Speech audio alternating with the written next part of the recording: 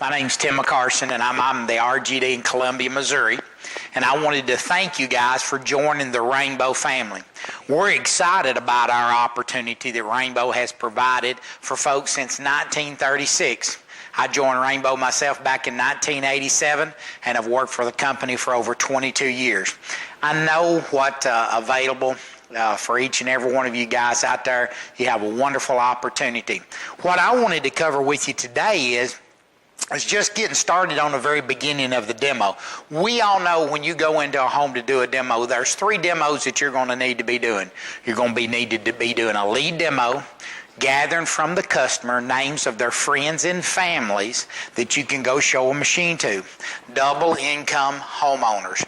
We want to show folks that own their own home, husband and wife both are working, and if they wanted the machine, they could afford it. So we know that we're going to be gathering 8 to 10 leads from everybody you do a demo to in their home.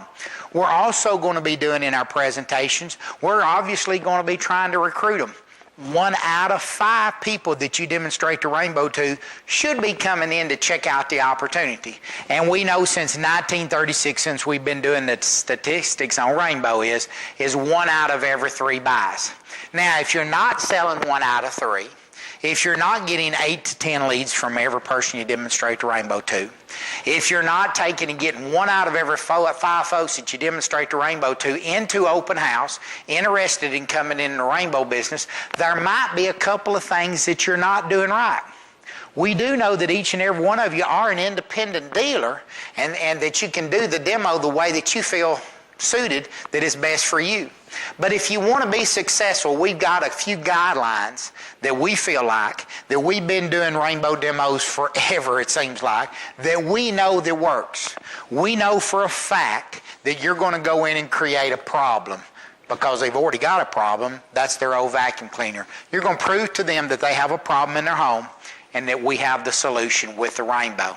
So in your entire presentation, whether you're pulling dirt off their furniture, you're pulling dust off their blinds, you're cleaning the man's deer head, whatever you're doing, they have a problem. Their old vacuum cleaner created that problem just from blowing the dust out of the bag. We're going to show them we have the solution with the Rainbow. Each and every time we're going to show them that they have a problem, but we have the solution. Now what I wanted to move on to is actually the warm-up.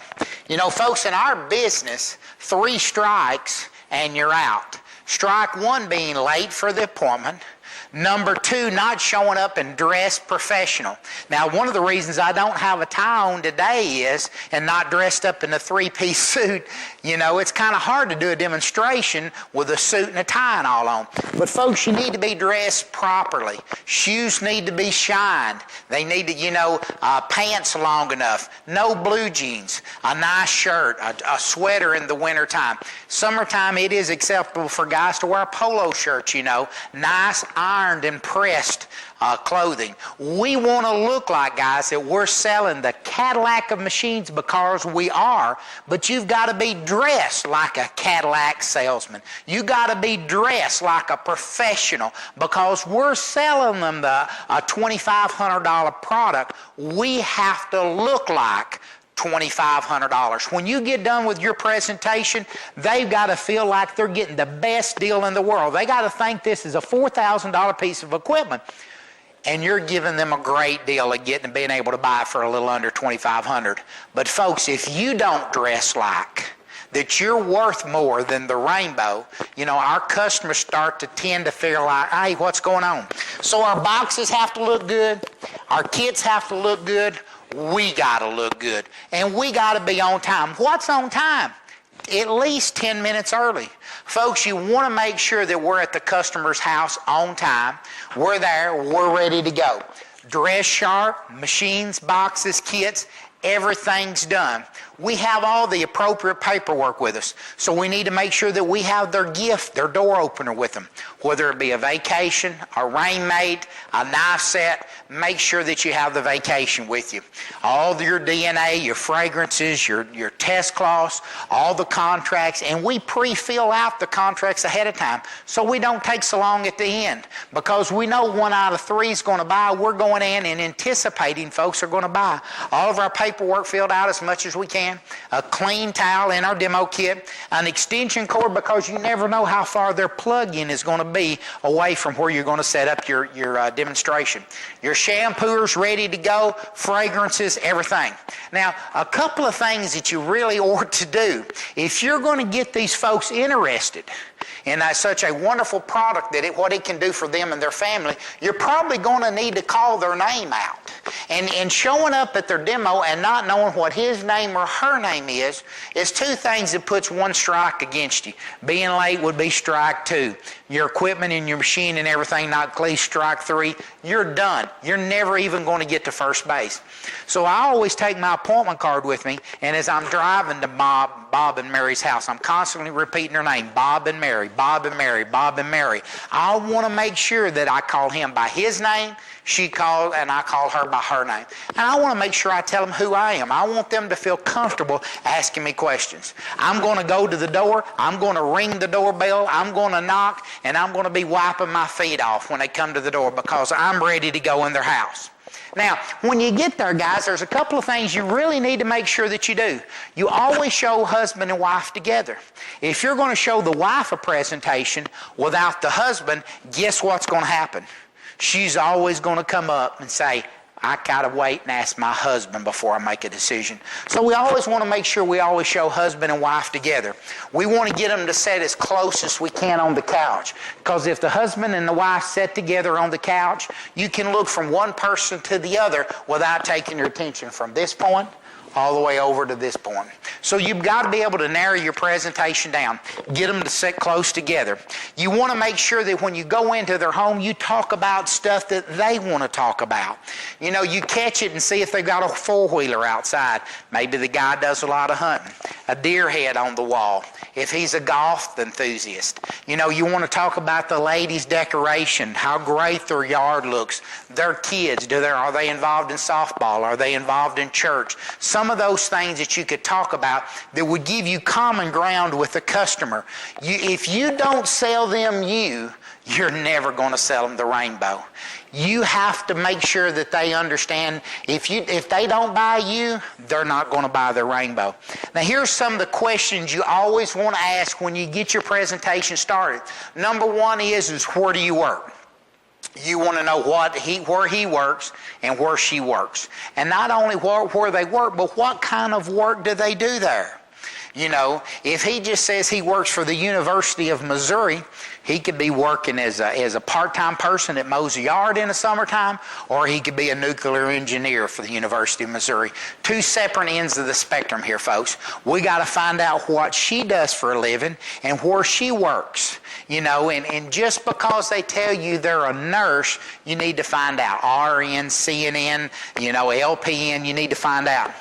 And, you know, that has to do with what type of work do they do there.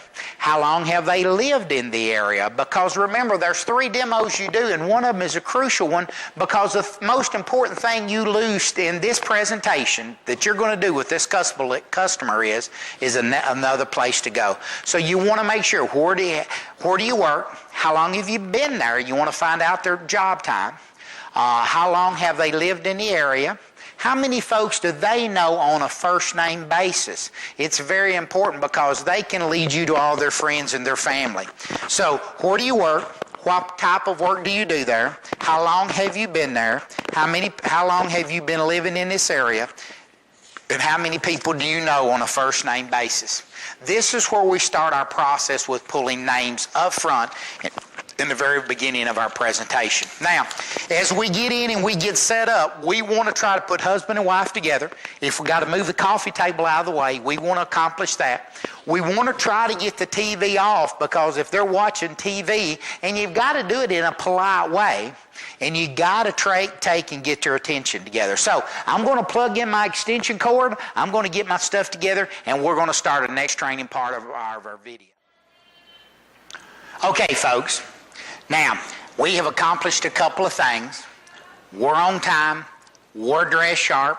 We have husband and wife both sitting close together so that I can handle the presentation. If husband and wife aren't sitting close together, I'm not going to accomplish anything. And remember, folks, we want to show double income. That means him and her both are working.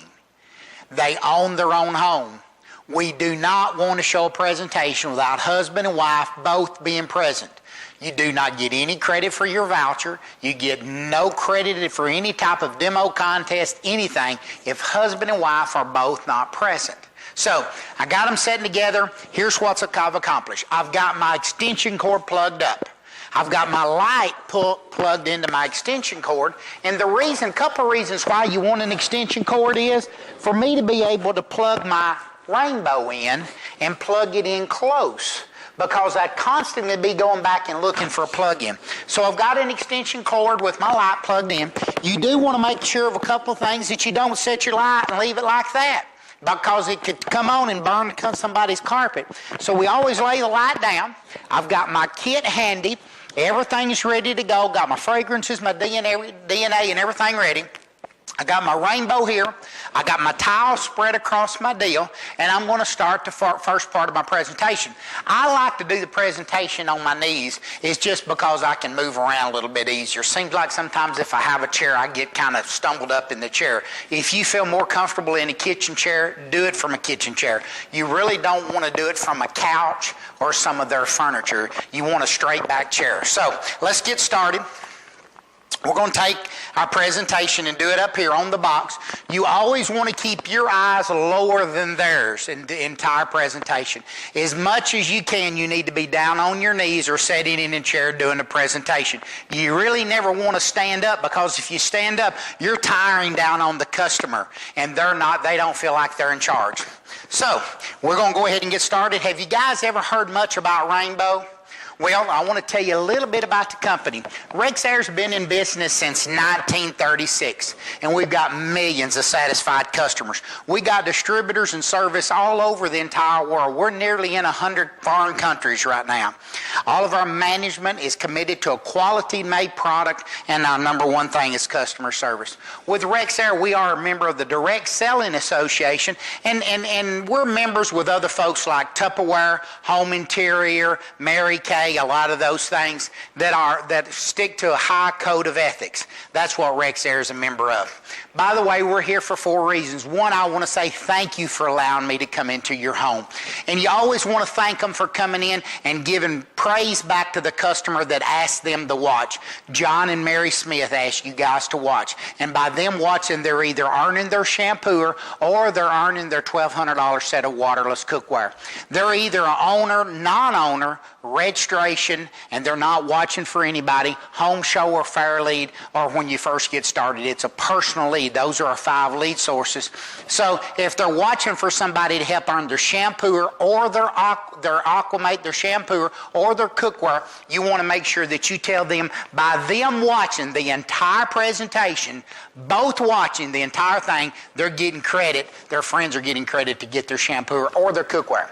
So we want to thank you for them. We want to also give them the gift in our thank you, and it is the 3-day, 2-night vacation. Cookware back up. Phew. By them watching, they're getting a 3-day, 2-night mini vacation, or they could be getting the Rainmate, a knife set or something, and you want to explain the vacation to them. You want to tell them that it is a $50 refundable deposit. They've got a year to take it. Some great places in here. They could go to Branson. They could go to Gatlinburg. They could go to Florida, several different places. They call and reserve. They're going to ask for a deposit to hold it. It is totally refundable. So we're going to go over that. We're not actually going to hand the vacation to them. We'd rather set it to the side, or they'll be reading it, looking at the pictures, doing all those things. But we want to make sure that they get it. Well, I would usually just set it to the side. Next thing I would be asking them is, do they know anybody that would like to be getting a vacation for free? And this is where we want to try to pull some names. Now, we're going to work off a legal piece of paper numbered 1 to 20. And the reason we want to work off a legal piece of paper, after we have given the vacation, a couple of things we want to do is we want to try to find out some folks that if we could give the vacation to them and their family absolutely free, how many could they pass out? If we gave you 25 to 50 of these things, could you pass them out to all your friends and family? Now remember, we've done the warm-up. We've done ask them where they work, how long they've been there, how many people do they know on a first name basis. So this wants to be our first shot here to get names. We want to ask for their first name, and we'll get their name and the rest of their information and numbers later.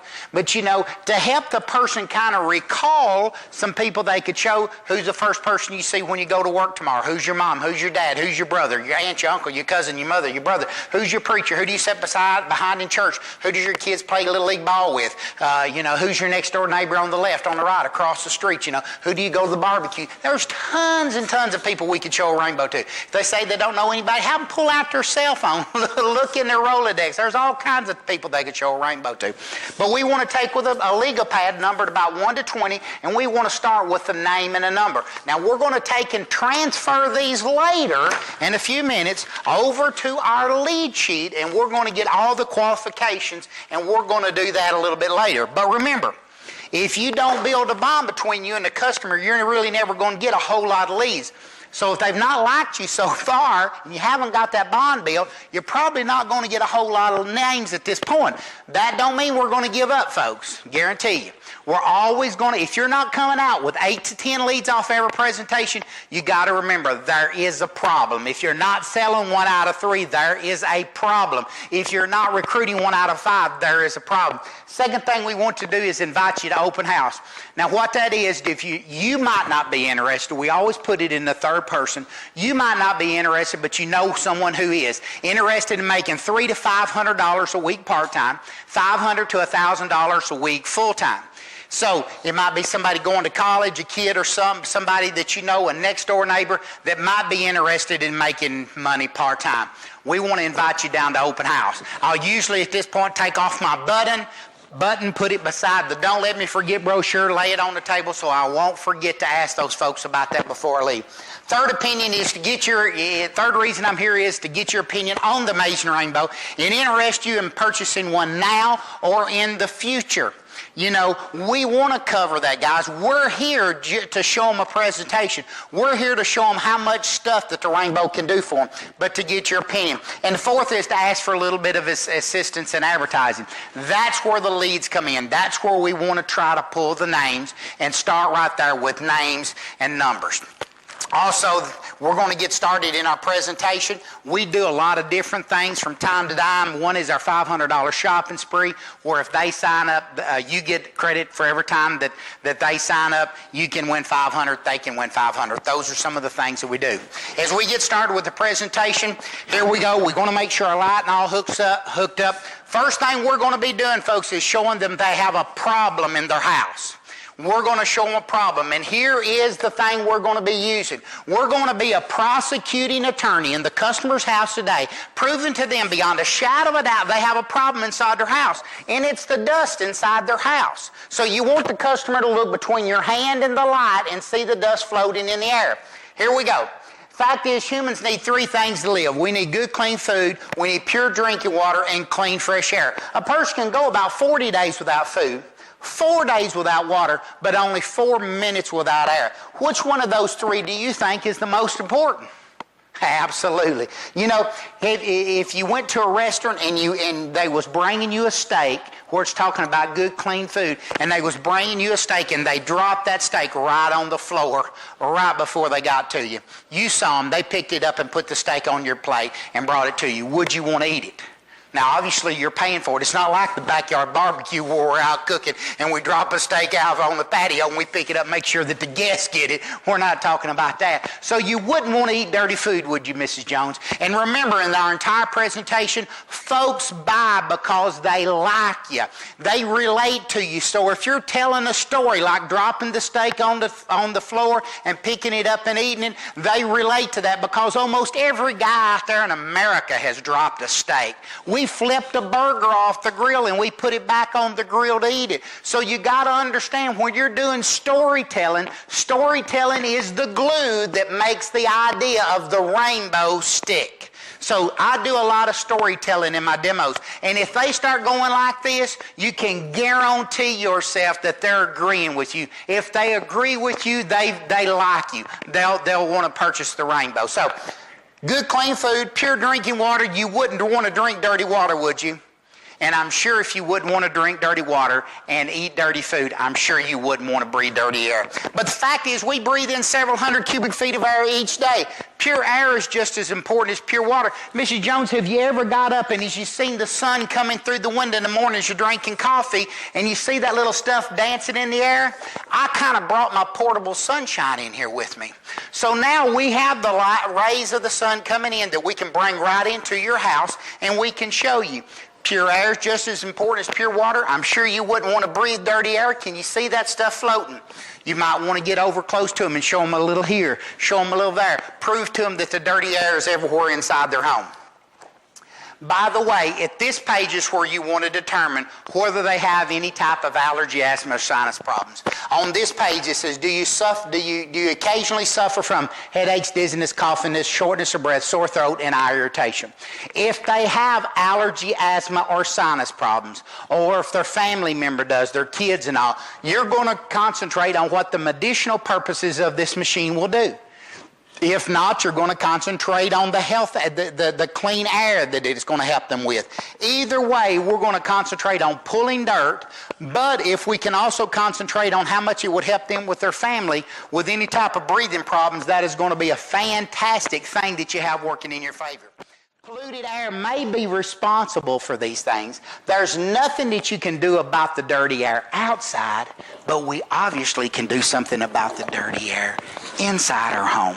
And where does all this stuff come from? Every time we walk across our carpet, we stir this up. Now in the morning when you get up and you want a good breath of fresh air, where do you go? To the bathroom or you step outside? Obviously, we want a good breath of fresh air, and that's some of the things that we want first thing in the morning. Fact is, the air inside many homes and commercial establishments is worse than our outside air. It also says right here, the Environmental Protection Agency of the United States, that the air inside many homes and commercial establishments is worse than our outside air. And our determination to save energy, what we've done is effectively seal the dirty air in. And if you'll think back with me, 30, 40 years ago, how many people had carpet in their house 30, 40 years ago? 30, 40 years ago, we had hardwood floors. Matter of fact, 30, 40 years ago, we ran all over the place in our sock feet. And Mama, when she had them hardwood floors, we could slide in the base with it on the hardwood floors. Between our white socks, the oils in our feet, we actually mop Mama's floors all the time. But today with carpet, guess what we've done? We bring all the dirty air in, and it says we've effectively sealed the dirty air in. 30, 40 years ago, thermopane windows, nobody hardly heard of them. Storm windows, storm doors, 10, 12 inches of insulation in the attic. We've even got insulation under the floor joists now. We have caulked, stuffed, and poked stuff in every hole that we can to make our house energy efficient, to make it tight. The problem is that everything we bring in from the outside on the bottom of our shoes, and if you look at shoes, everybody's got grits in the bottom of them. So everything we bring in on the bottom of our shoes is brought in and deposited on the carpet. And then every time we stir it up, guess what happens? We breathe it. The fact is, a leading allergist, Dr. Alfred V. Zam, says that while your house may endanger your health, it says some physicians are now viewing house dust as an occupational hazard because the homemaker stirs up enormous quantities of this dirt. She stirs it up off the couch, the chair, the blinds, the ceiling fans. We stir it up, and guess what happens? Every time we stir this stuff up, we breathe it. We've got central systems now, and all we do is actually bring everything in from the outside in, wipe it in our carpet, it goes up in through the central systems, and we just totally recirculate it. 30, 40 years, folks, we never heard of anybody having allergy, asthma, and sinus problems. Carpet, drapes, better well-insulated homes, all that stuff attributes to folks with breathing problems. Here are some of the symptoms and some of the things that's in house dust. You ever heard of kids that was allergic to pets? They're really not allergic to the pet. They're actually allergic to the pet dandruff. Mold spores, pollen, moss, cigarette smoke, fireplace soot, fleas, ants, mosquitoes. Many people, though, are more allergic to one little creature, and that's a house dust mite. Millions of people, though, are more allergic to the house dust mite. Matter of fact, house dust mites go from one room of your house to the other simply by moving around on dust particles. We take them and vacuum and then we rearrange them and we'll move them from one room to the other. 7,000 house dust mites can fit on one fingernail. 7,000. And if you ever notice these small microscopic little insects, kin to the spider family, they got little pinchers on them. If you ever lay down at night, you can sometimes feel them moving on you. And you know, what happens is they start biting you. You ever had this happen at home? You're laying in bed and your wife says, would you be still? And something's itching you and scratching you and you feel it just crawling all over you. You're trying to bite it. It's a house dust mite. And they're in mattresses and they're in carpets. We spend most of the time in our beds. The funny thing about it, even with a house dust mite, is the pellet, after it's been around for 3 years, a third of its weight is nothing but comprised of house dust mite poop. They put off 3 times their weight in body waste each day. Fantastic weight reduction program. I wish I could put off 3 times my weight in body waste each day. I could move down a lot slimmer pretty quick. But house dust mite, the number one thing that folks are allergic to in America is house dust mites. And they live in warm, dry places where they can get plenty of food. Where do you think they can get plenty of food? From our skin. Matter of fact is, house dust mites, in a book by Marcus Allen here, it says that in the average 6-room, well-insulated home in a city or suburb, average home accumulates 40 pounds of dust each year. So let me ask you a question. If we brought all that 40 pounds of dirt, piled it right here in your living room floor, when would you like to get rid of it? That's a closing comment. We've got to make those statements right from the beginning, because if we brought all the 40 pounds of dirt and piled it right here in your living room floor, when would you like to get rid of it? Mrs. Jones says, don't bother me. Then obviously she's probably not going to be interested in a rainbow. So the average well-insulated home in a city or suburb accumulates 40 pounds of dirt each year. We're going to rake the light again, and we're going to ask her when would she like to get that out if all 40 pounds was piled in their living room. Another thing that it says a thimbleful of vacuum cleaner dirt has 5 million germs. 5 million. Mrs. Jones, if I came into your house here today and took 5 million germs, only a thimbleful, took them and threw them up in the air and took a powerful fan and blew them through your whole house, just stirred them up, all this dust, and would you breathe it? No. Mrs. Jones, would you allow me to take 5 million germs and blow them through your whole house? Absolutely not. But a thimbleful, folks, a thimbleful of vacuum cleaner dirt has 5 million germs. Wonder how many thimbleful of vacuum cleaner dirt you have in yours. Wonder how many house dust mites are in there. It also says use a water-trap vacuum which retains 99.997% of everything. It also goes through the book and tells you a couple other things. That house dust allergies are nothing to sneeze at. It also says that the greatest source of dust mite exposure in the home is in the bedroom mattress, which provides the best condition for warmth, humidity, food, and growth. The average female lays 25 to 50 eggs every new generation. That's every 30 days. So you can see how quick your house can be overcome with house dust mites. There ain't but 2 ways to get rid of these house dust mites, folks.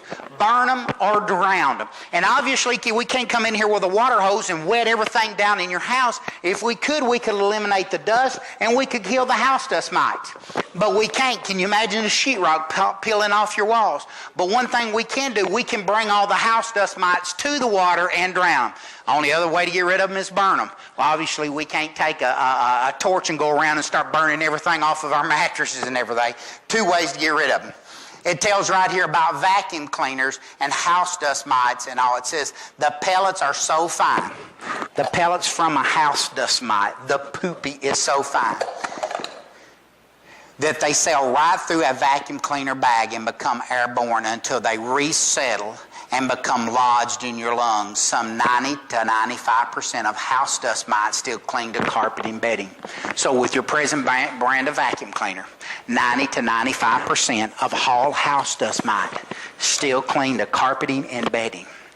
It also says, though, that the house dust mites that you do pick up, they sail right through your vacuum cleaner That's that fine stuff that you see. There's some house dust mite in the air and becomes lodged and settles deep in our lungs. Where does all this dirt and unsafe stuff come from? Folks, as I reminded you before, we actually bring it in from the outside. We walk across our yard. Folks are going into Walmart, and they spit, and we step in it. A dog leaves its calling card in our yard, and we step in it. The kids step in it. They bring it in the house. And what do we use our carpet for? To literally wipe our feet. You know, probably before I come here, you probably had the 3-second rule in your house where you could drop a Frito and pick it up and put it in your mouth and eat it. Can you imagine what happens with kids? Their hands go in their mouth, they go on the floor, they go in their mouth, they go on the floor. Do you think that's healthy or unhealthy? Where does all this unsafe come from? We literally track it in off the streets, off the filth of the ground. We literally bring it in and deposit it right in our house. Our house is airtight, so now everything we brought in our home stays in our home. Fact of it is, folks, if you really want to get something clean, Mother Nature has been using water since God put us on the face of the earth. If you really want to get your body clean, you use soap and water. If you want to get your clothes clean, you use soap and water. If you want to clean your Ferrari, you want to hire somebody else. You got enough money for a Ferrari, you want to hire somebody else. But water is the oldest cleaning method on the face of the earth. So folks, that's why we are the only certified air purification unit, and it all strictly refers back to the Dusty Road story. Wet dust, folks, don't fly. If you want to eliminate the dust in the air, we got to wet it. We can't put a sprinkler in your house. We'll run everything, but we can take all this stuff to the water and put it in. That's why we are a certified air purification unit. Now, we got to get the stuff out of the air, but we got to get to the root of the problem, and that's the stuff in your carpet. That's why we're also certified by the Carpet and Rug Institute of America at eliminating this stuff out of your carpet. So not only can we get it out of the carpet, we can get it out of the air. And the way we do that is with a rainbow rainstorm. We're literally going to take and clean everything in your house with water, but we're not going to get anything wet. Let me show you what I'm talking about.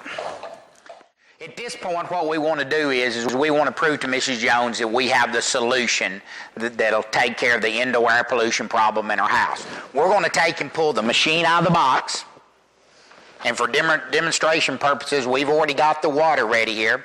You want to make sure your machine is clean before you go into a presentation. You're going to get the opposite sex to go get the water. You're going to pull the machine out of the box and the water basin, and if you're a man, you're going to go ask the woman to get the water, and if you're a woman, you're going to get the man to go get the water. And during that time period, you're going to be building that bond between the customer and you. The hardest person as a guy to sell is the other guy. The hardest person for a woman to sell is the other woman. So you got to make sure during this time period you're doing a little bonding with your same sex, with the guy if you're a man, or with a woman if you're a woman. We're going to get this out. We're going to ask them to go to the kitchen and get us some tap water and put in here. And then at this point, when they get back, we're going to set the water basin up on here, and we're going to try to make some funny ha-has. And now what I'm talking about funny ha-has is, this is the point that I want to really try to recruit the customer in. If I can do a fantastic air wash, if you've got a great light story and a great air wash, 75% of all the sales are made, and you got the customer interested in buying the Rainbow at the end of the air wash. But it can't be boring. It can't be dull. You've got to have some voice inflection, and what I'm talking about voice inflection is you got to get loud every once in a while, and then you got to get the customer's attention to where they're listening, hanging on whatever you say. So what I want to do at this point is I want to get the customer to see the machine. I tell them that there's going to be a test at the end. This is the top of the machine, and if this is the top of the machine, what's this? Fantastic. You're going to be able to pass this test in flying colors. I want a kid with them because I want to make it that simple, that this is the top and this is the bottom. Right here in the middle we have what we call the air-water separator. I'm not real sure how it works. You don't want to get technical with the customer. The customer's not interested in nuts and bolts. The customer's interested in value. What is this machine going to do for them? Is it going to save them time? Is it going to save them money, and are they going to have a healthier house? That's what the customer's interested. I tell them this works just like the gills of the fish. It separates the air from the dirt and the water. So what happens is while this machine's running it's taking and running, and even though the water is coming through the machine and is going through here, the air's going in the machine and the dirt's being deposited right out into the water. Works just like the gills of a fish. How does a fish breathe? I don't know. I'm not real certain, but that's exactly how the separator works. It also separates us from all the competition. This is what makes the Rainbow a certified air purification unit. The only one on the market. Out of all the other vacuum cleaners sold, we're the only vacuum cleaner that is certified to be an air purification unit. So that is a fantastic deal that we have that nobody else has. So we clean the air and we're going to clean the carpet. The point we're trying to get across here is our air wash. We want them to get them to understand that it's more than a vacuum cleaner. At this point, you're selling water, folks. You're selling the water. The water is different from any other vacuum cleaner you buy at Walmart, at Sears, at Sam's, at Dillard's, at Home Depot, at Lowe's. Every one of those places sells vacuum cleaners, folks. If you go in Sears, JCPenney's, Dillard's, Walmart, Sam's, Lowe's, every one of them, they're all selling vacuum cleaners. Why? Well, there's a market for them. Those are throwaway vacuum cleaners. Ours is not. Their use is the dry method, the bag method. Ours uses water. So this is the crucial point where you get the customer to understand that there is definitely a difference between us and them. So what I want to do is show them that how to clip the thing on. I want to start transferring ownership as soon as possible. I want the customer to touch the machine as many times. So I'm going to get Mrs. Jones to take, and I'm going to show her how easy it is. Push in at the bottom and flip up. I'm going to get her to do this side, and I'm going to get him to do this side. I want him to get him to do that. But so the more I can get the customer to touch the Rainbow, the better off I am, okay? So remember the transferring. Now we're going to go ahead and start with the air wash. Mrs. Jones, this is the same water that you cook with, drink with, and take a shower with, right? And it's clean, fresh water. And so you'd drink this water if it wasn't in the container that's in, right? Well, what I want to do is show you what we're going to remove out of your air. So I'm going to set it up here. I'm going to get both of them to flip, and then I'm going to take and turn the machine on. I'm going to take it and turn it on. Now, while this machine's running, a couple of things that it's doing. It's taking all the dust, the lint, the smokes and smells right out of the air. It's bringing the air into here. It's moving the air in here at 100 miles an hour. It's going in and it's washing all the air with water, and then nothing but clean, fresh air comes out the back. I want to make sure that they get a breath of fresh air. This air has taken all the dust, the lint, the smokes, the smells, and the allergens out of the air. You got to repeat it every time. Takes the dust, the lint, the smokes, the smells, and the allergens out of the air. It's also getting the humidity level right in your home. The cleanest, freshest air you can breathe in your home, it's water-washed air. So I want to get them to understand that. I want to make sure that my shirt is in the background with the Rainbow so they can see the dust floating in the air. Now, in a Rainbow store, there's not as much dust, but one thing we do is we got plenty of it everywhere. So we're just going to get a little bit. Now, Mrs. Jones, what that thing's doing, it's moving dust and air and all in here at 100 miles an hour. You would agree with me that anything that went in here would definitely have to get wet because it goes down into the water. See how it's lighting up on that side? I'm telling you, we've actually got a rainbow rainstorm right here in our house. We're taking everything out of the air, bringing it into here. We're washing all the air with water. It's going through here at 100 miles an hour, and we let them smell the good, clean, fresh air. I'll get up at this point and let the customer feel how powerful the machine is. I want them to take and put their hand over the intake and let them see how powerful the machine is. Then I'm going to take and I'm going to stop. About how long did I let that thing run? 25, 30, 40 seconds, however long. Then I'm going to take my light, I'm going to shine it right on the side so that they can see the dust. If you'll notice when I started, I shined up here, but what I want to do now is I want them to see the dust laying on top of the water. So you always, and you don't point your light toward the customer like that. They can't see. You point your light to the side like this, folks. You get them up, get them to look at all that stuff floating on top of the water. And you got to get them to say, oh my goodness, would you drink that water now? See, it was clean, fresh water. Mrs. Jones, let me ask you a question. Would you think that is healthy or unhealthy? Had you rather have that stuff up here in your air or having that machine run to put it down here in the water? See, Mrs. Jones, what the Rainbow does is it removes all of that stuff. If you let this thing run on average about 15 to 20 minutes a day, your average dusting after about 4 to 6 weeks is going to be about once every 3 months, because the Rainbow can eliminate all this stuff out of the air.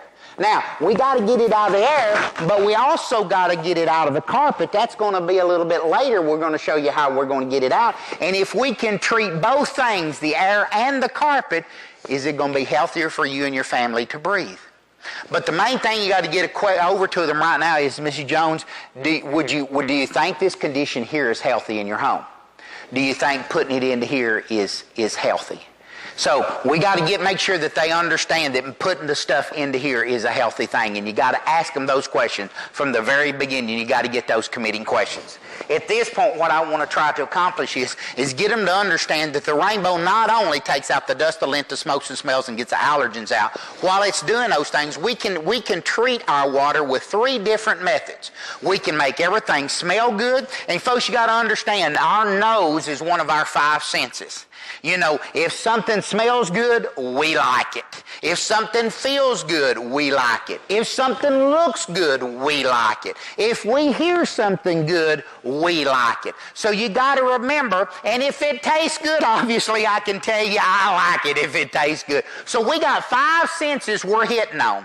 So you got to remember, through your entire presentation, the more times you rake this light, the more evidence they have. This light should be raked about 40 times during your light story. And then when you're doing your air wash, the more times they see this, they realize they have a problem inside of their house. So we got to make sure that we have proof positive. Remember, you're a prosecuting attorney in their house. You got to prove to them beyond a shadow of a doubt they need this Rainbow. So we want the light. They see it. They see it, they know they need it. Now, all they're going to hear is what we tell them. We're telling them it's taking out the dust, the lint, the smokes, the smells, and the allergens. So we constantly repeat dust, lint, smoke, smells, and allergens. It gets the humidity level right, and we have 3 things we treat it with. Either a fragrance to make everything smell good, eucalyptus to vaporize the air, or the DNA to kill the germs in the air. So we got 3 things we treat it with, okay? We're going to hit the first one is a good smell. Now, you need to do these things in order. Somebody says, well, I like to do my DNA first. Fragrances first, DNA second, eucalyptus third. Nail it down. I've been doing it for 22 years. I know what sells. You go with the thing that hits the nose first, the good smell. So we're going to go with some fragrances, okay? I always like to do the little trickery deal about doing the pine and then the apple and going back and noticing that they don't mix and it don't make pineapple. It's a funny ha-ha to get the customer smelling. So I'm also going to start, pine is not one of my favorite fragrances.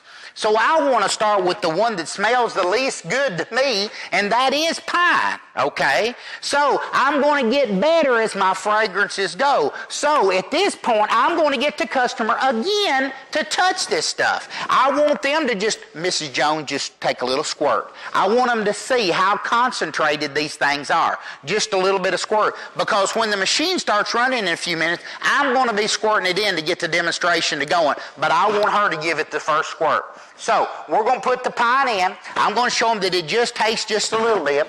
Then I'm going to take the machine up here and I'm going to set it on again. And if I can get them to click it in again, it's a great deal. The more times you touch the machine, remember, touch We got 5 senses. The more I get them to touch, the more I transfer the ownership. The more they smell something good, the more they want it. The more they touch it, feel it, hear about it. It's up to you to get them sold, folks. You got to make sure that you're doing a fantastic quality building, value building demonstration. It's not the hard close at the end. It's the stuff that goes along through the thing. So I'm going to take it. Turn it on again. While this machine's running, we're taking the dust, the lint, the smokes and smells out of the air, bringing it into here, washing the air with water. Now see, they see me saying this stuff, okay? I'm not just saying it. I'm demonstrating. It's taking out the dust, the lint, the smokes and smells, bringing it in here. Air's going through here at 100 miles an hour. We're washing all the air with water, and nothing but clean, fresh air comes out the back. I'm actually going through the whole wash cycle. I'm getting them to understand again that this stuff is going in here. Look at all that stuff. Go, Rainbow, go! While this machine's running, we're taking out the dust, the lint, the smokes, and the allergens. We're getting the humidity level right in your house, plus we're making the house smell good. Sure would be good, though, if we could let this thing run 24 hours a day, 7 days a week, and clean our air. But it'd be a little bit noisy. But one of the best features that Rex Airs came out with is they come out with a machine that can run 24 hours a day, 7 days a week, 365 days a year. If you could buy a piece of equipment that would run all the time, can you imagine what the cost it actually costs to let that thing run for a 24-hour period of time? See, if you only let it run for a short period of time, you're really not getting your money's worth. But if you can let this thing run 24 hours a day, 7 days a week, folks, it's running right now. So I get the customer to understand that this thing is running right now. Look at it. Taking all the dust, the lint, smokes and smells and allergens right out of the air right now. It gets the humidity level right. And in the wintertime, the air gets dry because of the heat. You'll have to put about probably somewhere in the neighborhood of a water bottle full of water in here every day, every morning when you get up, because it gets the humidity level right in your house. And then summertime, it'll take moisture out, so you don't have to use the dehumidifier as much. But I get the customer to understand that we have a low speed. I get them sold on that excitement of that low speed and getting it to work 24 hours a day, a week for them. So I put the pine in. I'm going to go back now, and I'm going to put the apple in. I'm going to go back on high speed so that it'll suck the apple in there. Then I'm going to take it. And I want to get within a couple of 2 or 3 foot of the customer, because the smell of the machine comes out around it. Now, but if they're not acting like, if you don't see their eyes change, that means they're not getting the smell. So I'll give them a full blast of it. I'll get him, I'll get her, and usually it'll hit them somewhere in the chest here. If I don't see them getting it, I'll raise the machine to a hair blow so I know that they're getting the fragrances. Usually with the exhaust cap in, it's going to go around the machine mower so they get that smell. So I'm going to tell them this is apple. Notice when we put the apple in, and we use the pine before, we don't get pine apple. Whatever the last fragrance is the strongest in the home. So if you don't like something, you put something else in.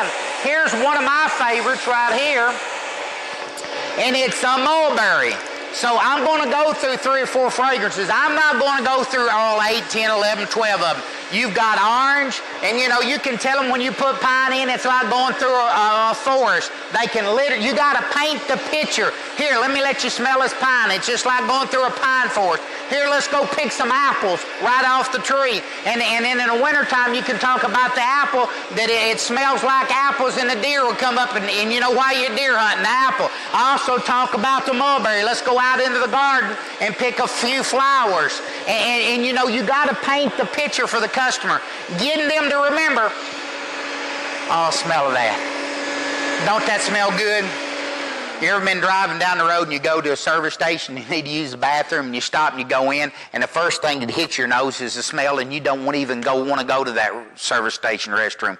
You'd rather go anywhere than there. See, folks, our nose has a lot to do with the way we smell and think. If somebody walks in your house and your house smells good, they go, man, Mrs. Jones, your house smells good. And don't that make you feel good when somebody walks through the door and tells you your house smells good? Man, it don't matter if dirty clothes are piled over in the corner. If it smells clean, it's clean, folks. You got to understand our nose has to do a lot with the way we think. So we got to get the customer understanding how great these fragrances are. We want to use 4 or 5 fragrances in there and get them to understand. While this machine's running, we're taking out the dust, the lint, the smokes and smells, and the allergens out there. We're washing all the air with water. Nothing but clean, fresh air comes out the back. It's putting the humidity level at about 52% humidity. So it comes into here. Whatever the air quality is comes in here. By the time it goes through the water and it goes through the fans and it comes out the back, it's going to come out at a perfect humidity level,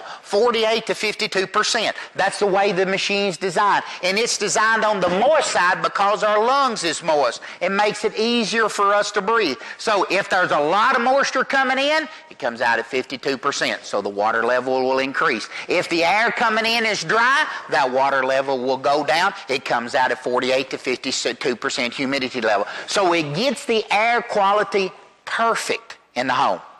It's the only certified air purification unit on the market. And guess what? It has an 8-year warranty. So it's a fantastic deal that's going to help the customer. We're going to move next to the DNA, deodorizer air freshener. Now this is a fantastic thing, and one thing you got to get the customer to understand is the ingredients in the back. But what I like to get the customer to understand is here, take a deep breath of air with me. Come on, breathe. Come on, breathe. See, if I'm sick right now, you're going to be sick right now because we're sitting in a room, I'm breathing your air, you're breathing my air. See, what happens with your children is they go to school and they sit beside little Johnny or little Susie. Little Johnny or little Susie's sick. They're sitting there breathing each other's air in all out all day. Little Johnny's got a chest cold. Little Johnny's got a sinus. Little Johnny's got upset stomach, diarrhea or something. Guess what's going to happen to your child? They're going to catch it because they're breathing the same air. They're going to come home, and you know, you can't prevent them from catching something at school a lot of times, but they're going to come home, and now they're going to transfer that same stuff to you because they're sitting in your house, and their little girl's going to transfer it to little boy's going to carry it to the other little girl, then mama's going to get it, and then daddy's going to get it, and it's going to go through the entire family. But the ingredients on this thing is ethyl alcohol, triethylene glycol. Now, if you look up triethylene glycol on the internet, what it does is it says it kills germs and bacteria on contact. Remember what this thing's doing. While this machine's running, we're taking all the dust, the lint, smokes, and smells out of the air. We're bringing it into here and all the allergens. We're washing all the air with water, and nothing but clean, fresh air comes out the back, plus it gets the humidity level right. While we put this stuff in there, now it's going to kill all the germs and bacteria in the air on contact. I always let them smell it. And I ask them where's the last place they recognize this smell. Now again, it's that thought of, oh, I recognize that smell. Guarantee you do. Man, when I go down the road and I'm driving by G&D Steakhouse, I'm outside, I recognize that smell. I recognize a barbecue smell. I recognize a fish smell. I recognize my wife's perfume smell. Man, I love that stuff. Man, I'm telling you what, it just gets me Twitter-pated thinking about her smell of her cologne. So our nose has a lot to do. We recognize stuff with our nose. Flours, bread, dough, bacon, all. Hey, go in by a Cinnabon place and see that cinnamon bacon. Oh man, coffee, you can smell. This right here gets a customer to understand. Smells like a hospital, nursing home, a state building. And the reason it does is they buy this stuff by the 55-gallon drums. You ever notice doctors and nurses goes from one sick patient's room to the other sick patient's room, and they very seldom get sick? Well, this stuff is pumped in by the 55-gallon drums, and it's pumped in through the ductwork of the hospital. It goes to every room of the hospital. So what it's doing is actually killing all the germs and bacteria in the air because there's a lot of sick folks in here. They got to keep that down. They got to protect their workers, but they got to protect it from going and getting another patient. So they pump this through the hospital's ductwork, nursing homes and everything else to kill the germs and bacteria in the air. Triethylene glycol. Look it up on the internet. It'll tell you exactly what it does. This is fantastic because we have it for home use now, folks. It is a great deal. You put a couple of cows full of this in there, turn it on. While the machine's running now, we're getting the humidity level right, but we're taking all the stuff out of the air, the dust, lint, smoke, smells, allergens. Is that healthy or unhealthy? If we can kill the germs and bacteria in the air on contact, is that healthy or unhealthy? I'm going to take and put just a little bit in there. Then I'm going to take it, make sure they smell it. If they're sitting close enough, they're going to smell it here. If not, then I'm going to give them a good dose of it, okay? I'm going to get them to understand what it's doing. I'm going to turn the machine on low right now, and I'm going to get them to understand that we're killing the germs and bacteria in the air on contact. By the way, how often do you carry your kids to the doctor? See, if they've got a kid, the average doctor's visit is $75 to $100. The medicine is just like building a house. Whatever the material cost, the labor is going to cost that much. And it's like going to the doctor. Whatever the doctor bill is, the medicine bill is going to be about that much. So if they're going to spend $75 to $100, they're going to spend $75 to $100 on medicine, okay? And you know, a lot of people has copay, which means what's going to happen is they're going to have to pay up to $500, $1,000, $1,500 before the insurance kicks in their part. So folks are accustomed to having to pay for a doctor's visit a lot of times and paying for the medicine. So if the doctor's visit costs $75 to $100, the medicine is going to cost that much. If you got 3 kids and 2 adults, you got 5 folks in the family. How many times do you carry little Johnny to the hospital usually for something like this? Usually a couple of times a year. If you carry them a couple of times a year, guess what that's going to cost? $75 to $100 2 times, plus the medicine. So you could spend up to $400 on little Johnny for what? Because we didn't kill the germs and bacteria in the air that little Johnny brought home and spread it to the rest of the family? So the fantastic stuff about this it kills the germs and bacteria in the air on contact. Plus, we're getting the humidity level right. Plus, we're taking all the stuff out of the air, the dust, lint, smoke, smells, and allergens. Then we want to move to the eucalyptus. Now, you got to remember one thing. As a little kid, you probably remember Mama taking the bottle of Vicks Vapor Rub. She'd rub it all over your chest, under your nose, up your nose, and everything to try to get you to breathe better. She also had the Vicks Vapor, the liquid stuff, and she'd put it in your vaporizer. Now, what would happen with the vaporizer is you'd take 2 quarts of water, pour it in there, you put the liquid vaporizer in there, and then it would come out in a steam. That steam coming out into the room emitted the vapor stuff out and would loosen the stuff up to where you could breathe. But doctors are now recommending a dry vaporizer. See, think about it. All that moisture coming out on your lungs, you're breathing. You got to get the customer to understand, where does that moisture go? Settles right on the lungs. It's 20 degrees outside. You carry your kids outside. It's 10 degrees below zero. You load them up in the vehicle, carry them to the babysitter. First thing that happens is they breathe. All the moisture's on the lungs. All that cold air hits the lungs. Guess what's going to happen? They're going to get sick. That's why doctors are now recommending a dry vaporizer. Well, guess what the Rainbow does? It works as a dry vaporizer. Now, a couple of things that it does that a vaporizer don't do. It takes out the dust, the lint, smokes, the smells, the allergens, and if we're having breathing problems, that's going to help. It gets the humidity level right, so it is a perfect deal. It is a dry vaporizer. It gets the humidity level perfect because it's a certified air purification unit. Plus, it gets the humidity level right. Plus, we can vaporize the air. Now, this stuff is also good for a sinus headache because sinus headache's tension right in here. It relieves it. Take a couple of squirts of this, lay down on a couch, and you'll soon start feeling it. It opens all of your sinuses up. Great for folks that has a snoring problem. A little bit of eucalyptus in the water takes care of a snoring problem. So we've saved a lot of marriages with this. No, seriously, it works great for snoring. It works great for it, for the breathing problems that goes along with having a tight nose and all the allergies that goes along in the fall of the year and when folks have a sinus headache and stuff. We're just going to take it, turn the machine back on high, put a couple of squirts in there. We're going to get it to where the customer can breathe it. I want to point it right at them. Come on, take a deep breath. Feel that stuff going up your nose? Woo! Man, can you feel that stuff going up you can breathe better. I want him to get it. I want her to get it. I want them to breathe. And let me tell you, they'll breathe because it is wonderful relief whether they're stopped up or not.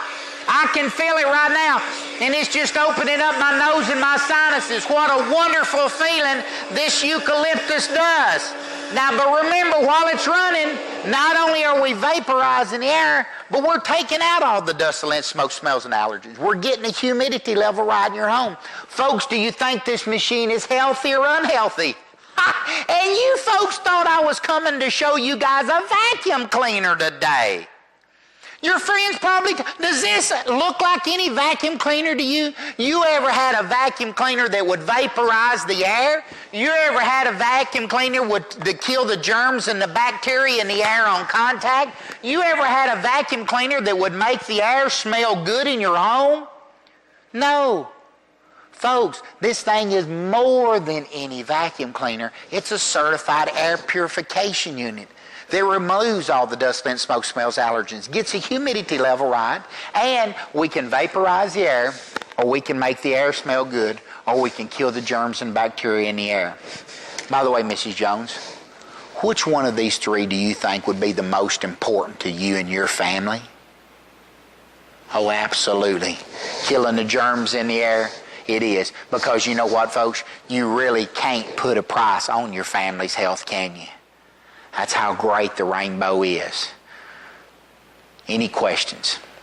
Fantastic. Now we're going to move right into our kill vac. We proved to the customer that they've got a problem in their air. We proved to them we've got a solution. Now we got to prove to them that what else is dirty in the air is their vacuum cleaner. And we also got to get them to understand that while that vacuum cleaner is running, it's putting this stuff out in the air. And then we got to get them to understand that it's on the carpet. And we're going to show them through the kill vac and the mini vac that we can solve the problem inside their home.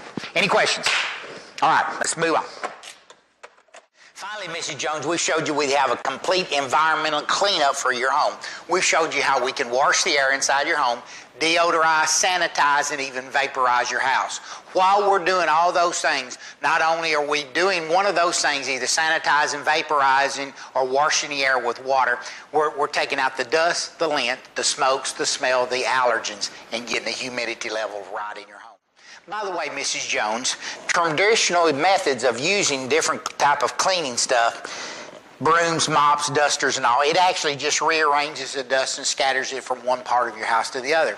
If I told you there was something hiding, lurking in your home that could cause germs, bacteria, allergies, asthma, and even severe cases, asthma attacks, would you like to get it out of your house?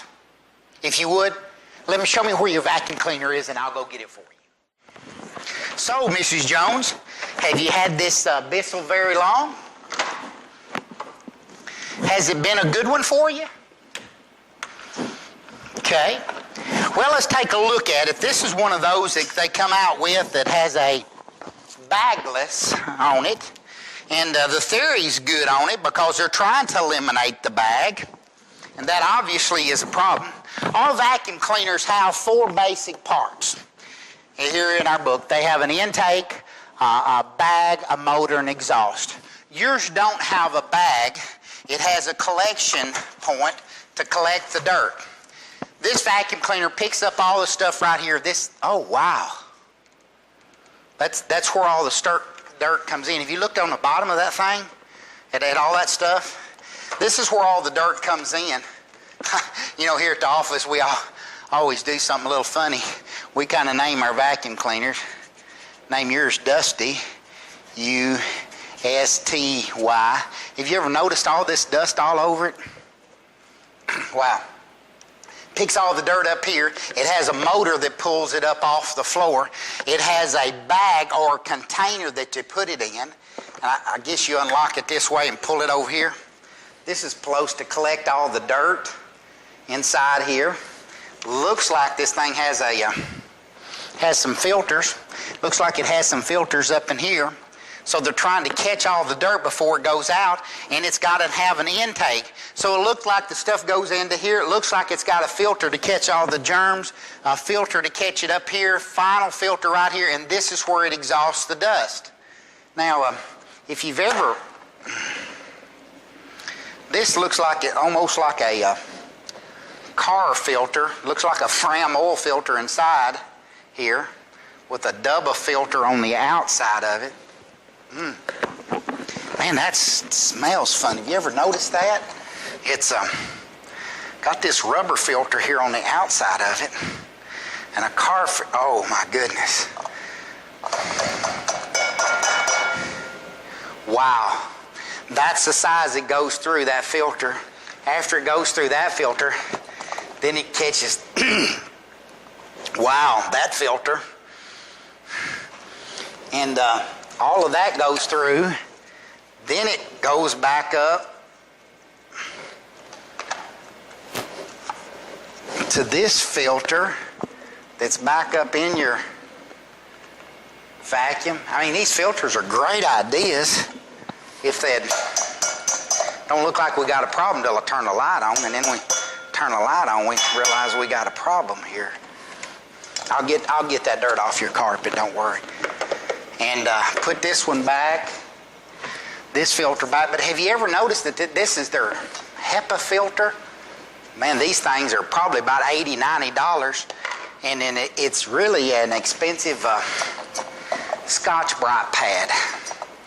That's the size of the dirt particles that's going to exit last.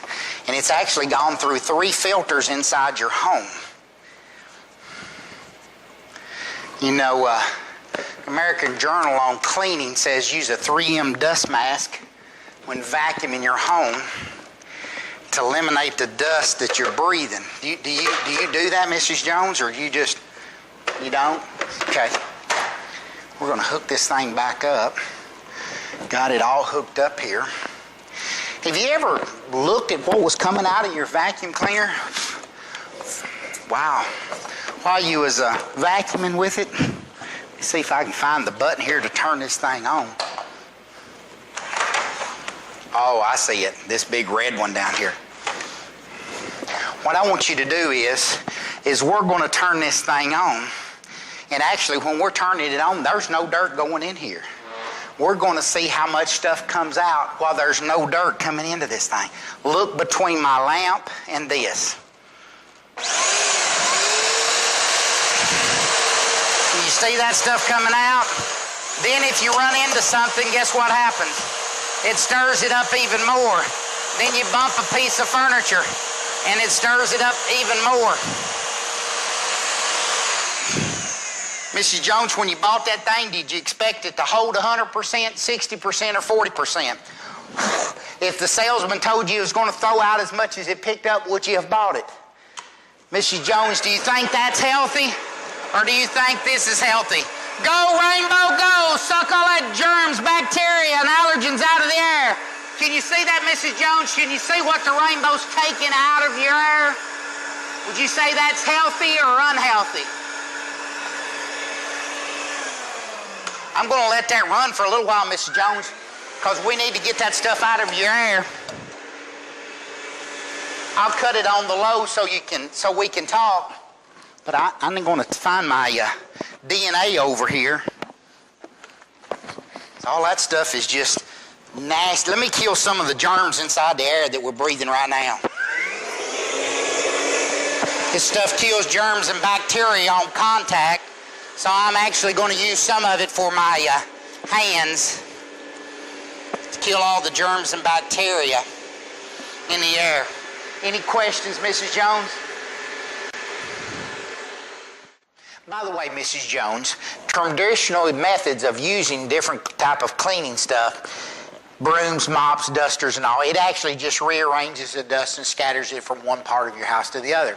If I told you there was something hiding, lurking in your home that could cause germs, bacteria, allergies, asthma, and even severe cases, asthma attacks, would you like to get it out of your house? If you would, show me where your vacuum cleaner is and I'll go get it for you. So, Mrs. Jones, has it been a good one for you? You know, it looks like you got a Bissell here. Bissell's been around for a long time. Have you ever noticed why the dust is down here on it? Me and my buddies, we kind of do some things with these things. We sometimes name them Old Dusty, D-U-S-T-Y. You ever wonder why all that dust and dirt is out here on the outside of your vacuum cleaner? Well, let's just take a look at it. And in all vacuum cleaners, they all got 4 basic parts. They got an intake, a place for the dirt to go in. And Mrs. Jones, right here is, oh wow, look at that, all that on the bottom.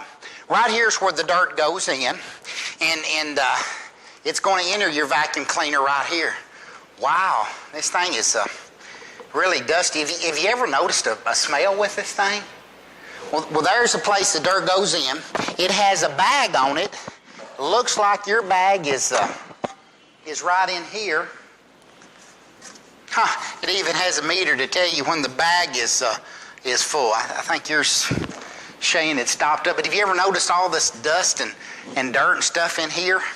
See, all vacuum cleaners have that 4 basic parts. It has an intake, it has a bag, it has a motor that in your motor's right here that pulls the dirt off, and then it has a place to exhaust. Now, a bag is made out of porous material. If this bag was made out of plastic or rubber, this bag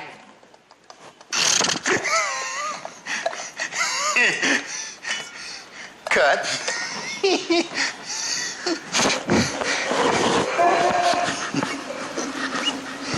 Damn, Gordon.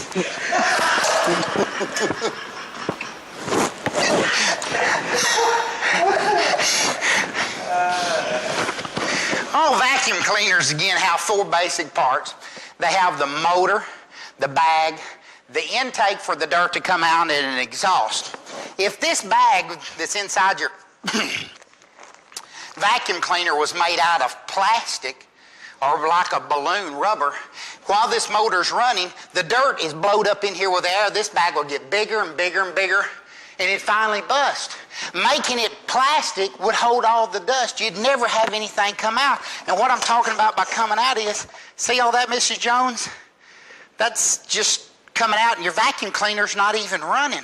That's why you see all the dust all over your vacuum cleaner here. Because while it's running, it's picking all the stuff up.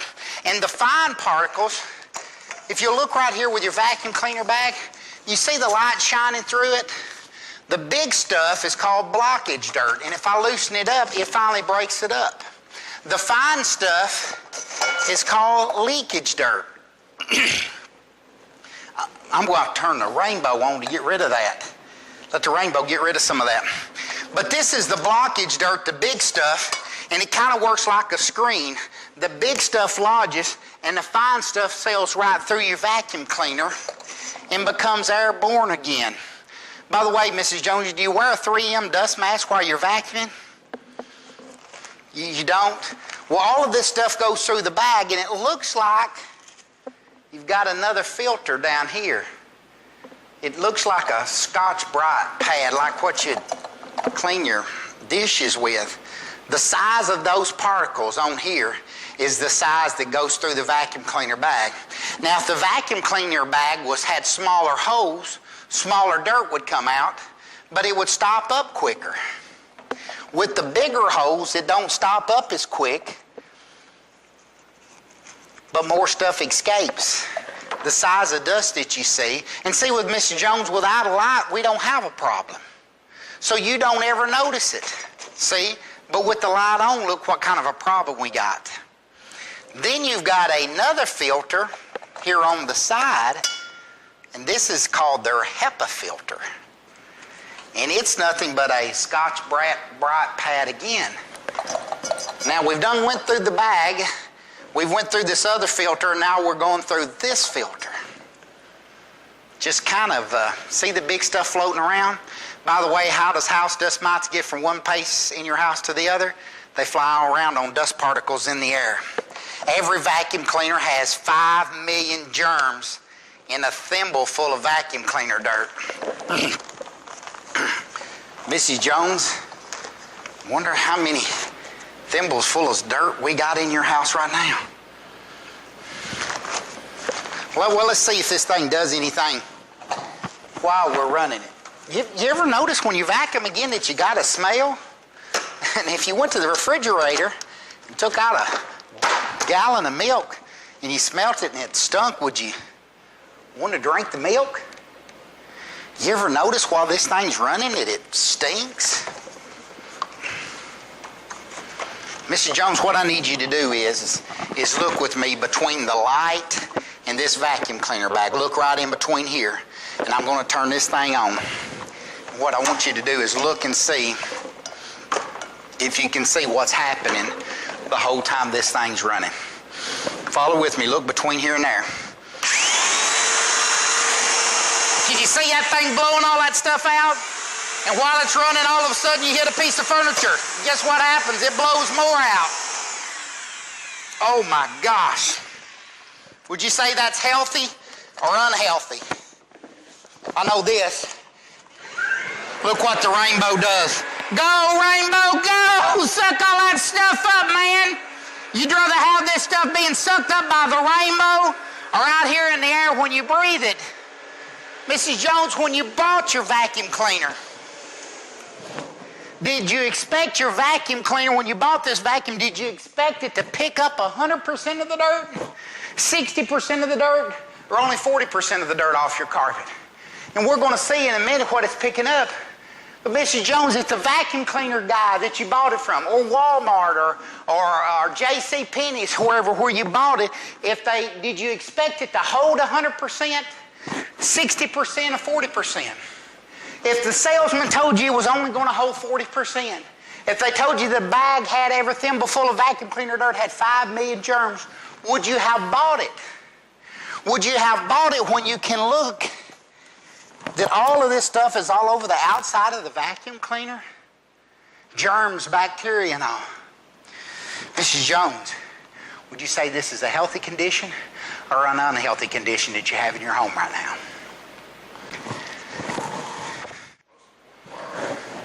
Mrs. Jones, I'm going to go ahead and just wash my hands just a little bit. Remember, this stuff kills germs and bacteria. I'm just going to go ahead because I've got all that stuff all over my hands. My sneeze and cough and all the stuff, because all this stuff is coming out of your vacuum cleaner. And it just, the dirtiest, nastiest stuff that there is winds up in that vacuum cleaner bag.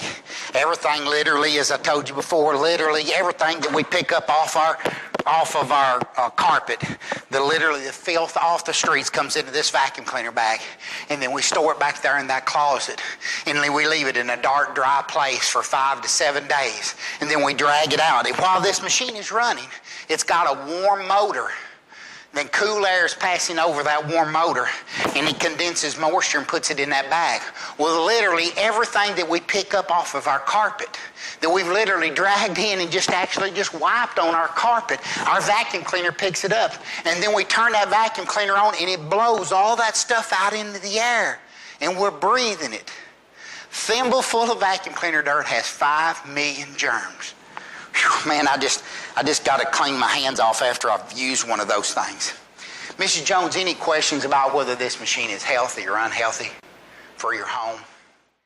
By the way, Mrs. Jones, traditional methods of using different type of cleaning stuff, brooms, mops, dusters, and all, it actually just rearranges the dust and scatters it from one part of your house to the other. If I told you there was something hiding, lurking in your home that could cause germs, bacteria, allergies, asthma, and even severe cases, asthma attacks, would you like to get it out of your house? If you would, show me where your vacuum cleaner is and I'll go get it for you. So you've got a Dyson. Oh man, these are the hottest things if you listen to infomercials. So have you had it very long? Not too awful long?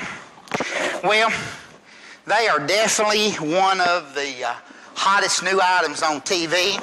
They're one of the hottest new items at the Rainbow store because our office is literally filled with them because people buy these things. Hey, and they look good. They definitely got the commercial on them. They even got one now out that's got a ball on it. You know, their advertising is really good. But all vacuum cleaners, it doesn't matter, Mr. Jones, if it's this Dyson or if it's a Kirby, Hoover, whatever. All vacuum cleaners have 4 parts. They have an intake, a place for the dirt to go in. And Mrs. Jones, your intake is right down here on the bottom. Oh my goodness. Looks like we got a little bit pet hair. Does your daughter have long? She has long hair? Yeah, I can kind of tell. That is unreal under there. That's where the dirt goes in. and it has a motor, as it says right here. It has an intake, a bag, a motor, and an exhaust. Yours don't have a bag. It's this new deal called a bagless deal. The motor takes it, sucks it up off the carpet, blows it back into this bag, and then the bag has this bagless deal. It has it has to be able to leak the air out. This thing is made out of solid, hard plastic. Great concept, but this thing has to have some kind of way to exhaust the air because it's blowing air in there. Dirt and air falls into the back of this thing, so it has to have a place to exhaust. Now what I'm going to do is take this thing off, and let's take a look at your vacuum cleaner and see. I guess this is the way it breaks loose right here.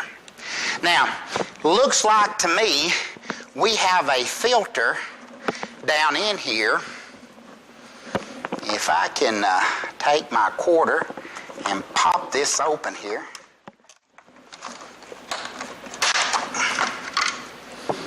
It has about 3 good filters in here that they call a good filter. This being one of them. And it's almost kind of like this looks like a filter that you would use on a mask. And it says it has a lifetime HEPA filter.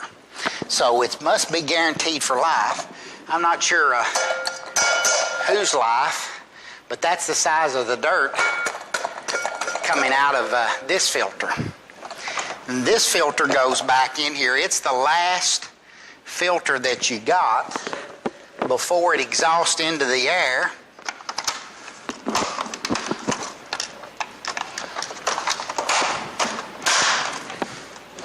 Then we have this filter up inside here.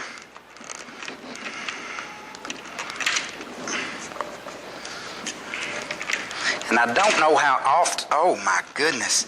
Let's turn the rainbow on to get rid of some of that.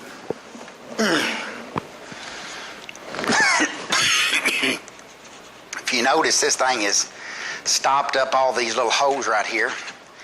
When it stops up the hose, then you lose the airflow. Let's see, don't look like much until we turn our light on. This is all the filter and stuff that it goes through this thing. And looks like it has another one up in here. And if you'll see, it's went through this filter, and if you'll see all that on top right there, that filter. And there's actually an internal one there that I can't get to. This is nothing but a screen filter that they're trying to catch the dust with. Then they've got a foam filter they're trying to catch the dust with. And Dyson is definitely a... Wow, have you ever noticed the smell again? It is unreal. Literally, it's the dirt and filth that you're picking up off your floor, everything that you brought in from the outside. Man, this dust is everywhere.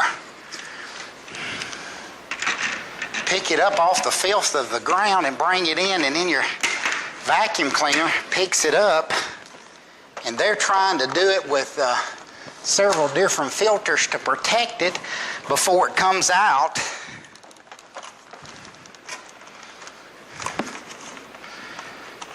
Wow.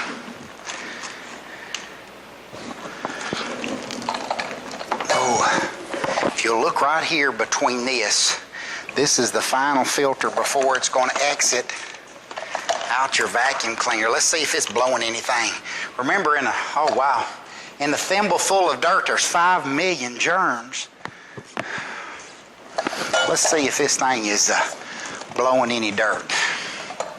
Look right here between my light and this. Oh my gosh, see that stuff coming out? And every time you run on a furniture or something, you hit it, and guess what happens? Now, you don't see a problem with the light off. You can turn the sweeper off, but as soon as you turn the light on, you see the stuff in the air. Then you hit a piece of furniture, and look what happens. Wow, did the guy tell you it's going to blow all that stuff out? Oh my goodness, do you notice the smell we got in the air? Well, let's let the rainbow get it out. If you'll look with me here, everything that your vacuum cleaner blew out, The rainbow now is going to pick up. See all that stuff in the air that we didn't have before? Look at that rainbow. Go, rainbow, go! Would you say this is healthy, Mrs. Jones, or unhealthy? How in the world could you ever turn your Dyson on again knowing it's blowing all that stuff out in your air? Mrs. Jones, would you say your Dyson's healthy or unhealthy?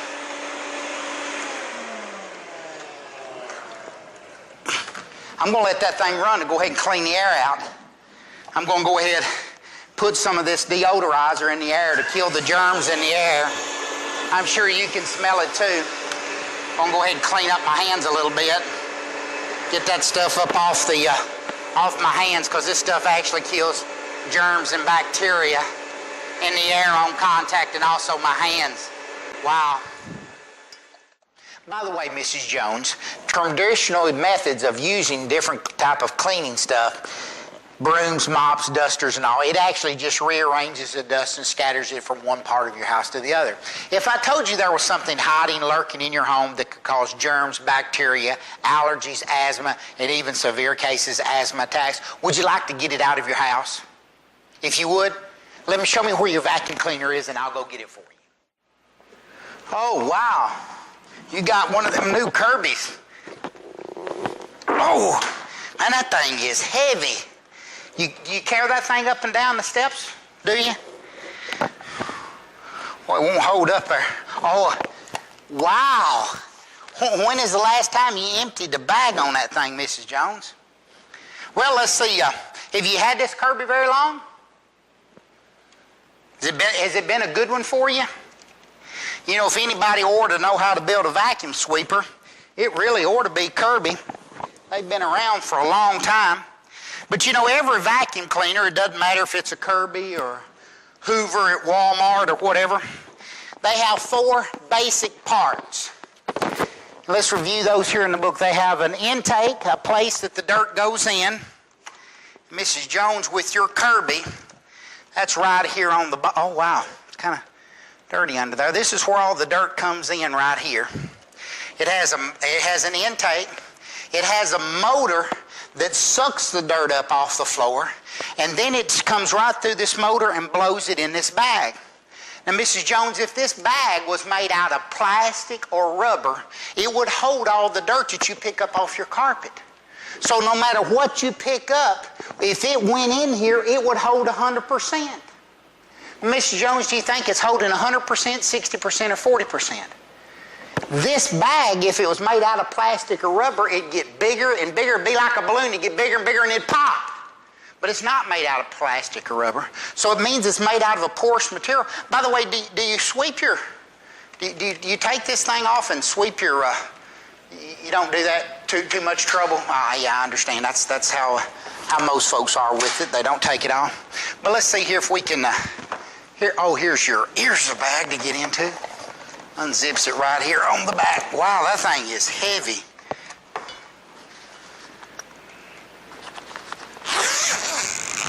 Wow. You ever notice the smell from that thing?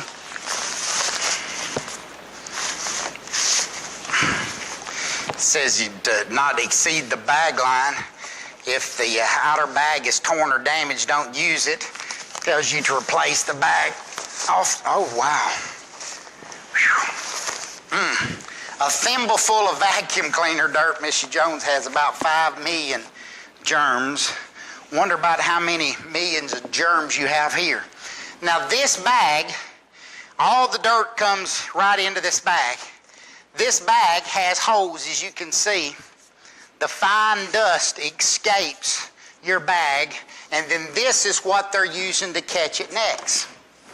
Now, if this bag was made out of plastic, it'd hold all that dirt, but it's not. So what happens is the big stuff, wow, this thing is completely full, isn't it? The big stuff lodges in the bag.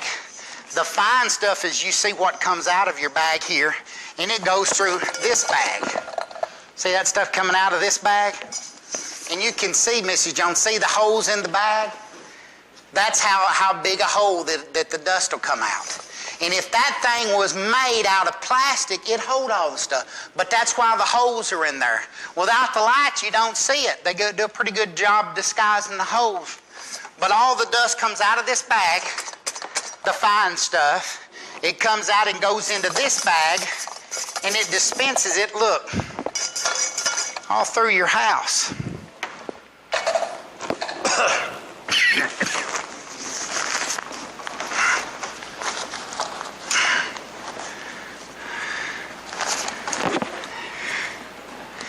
Man, that's pretty neat. They even got a hanger now to hold that thing.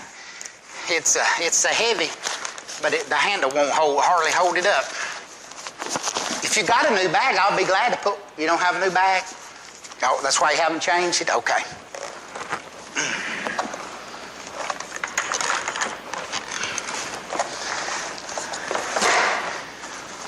I've got to kind of move some of that dirt around. The bag won't even zip up. You ever notice how much dust I'm stirring up? You're just fooling with that thing. Ever you notice when you run it that you smell a smell?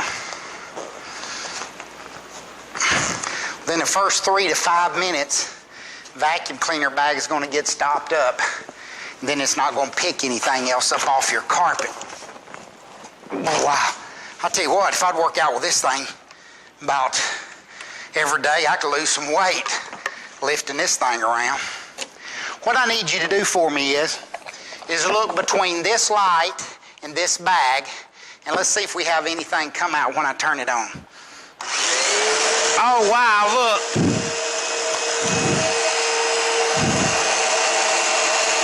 Wow. Do you know, oh, wow, what a smell.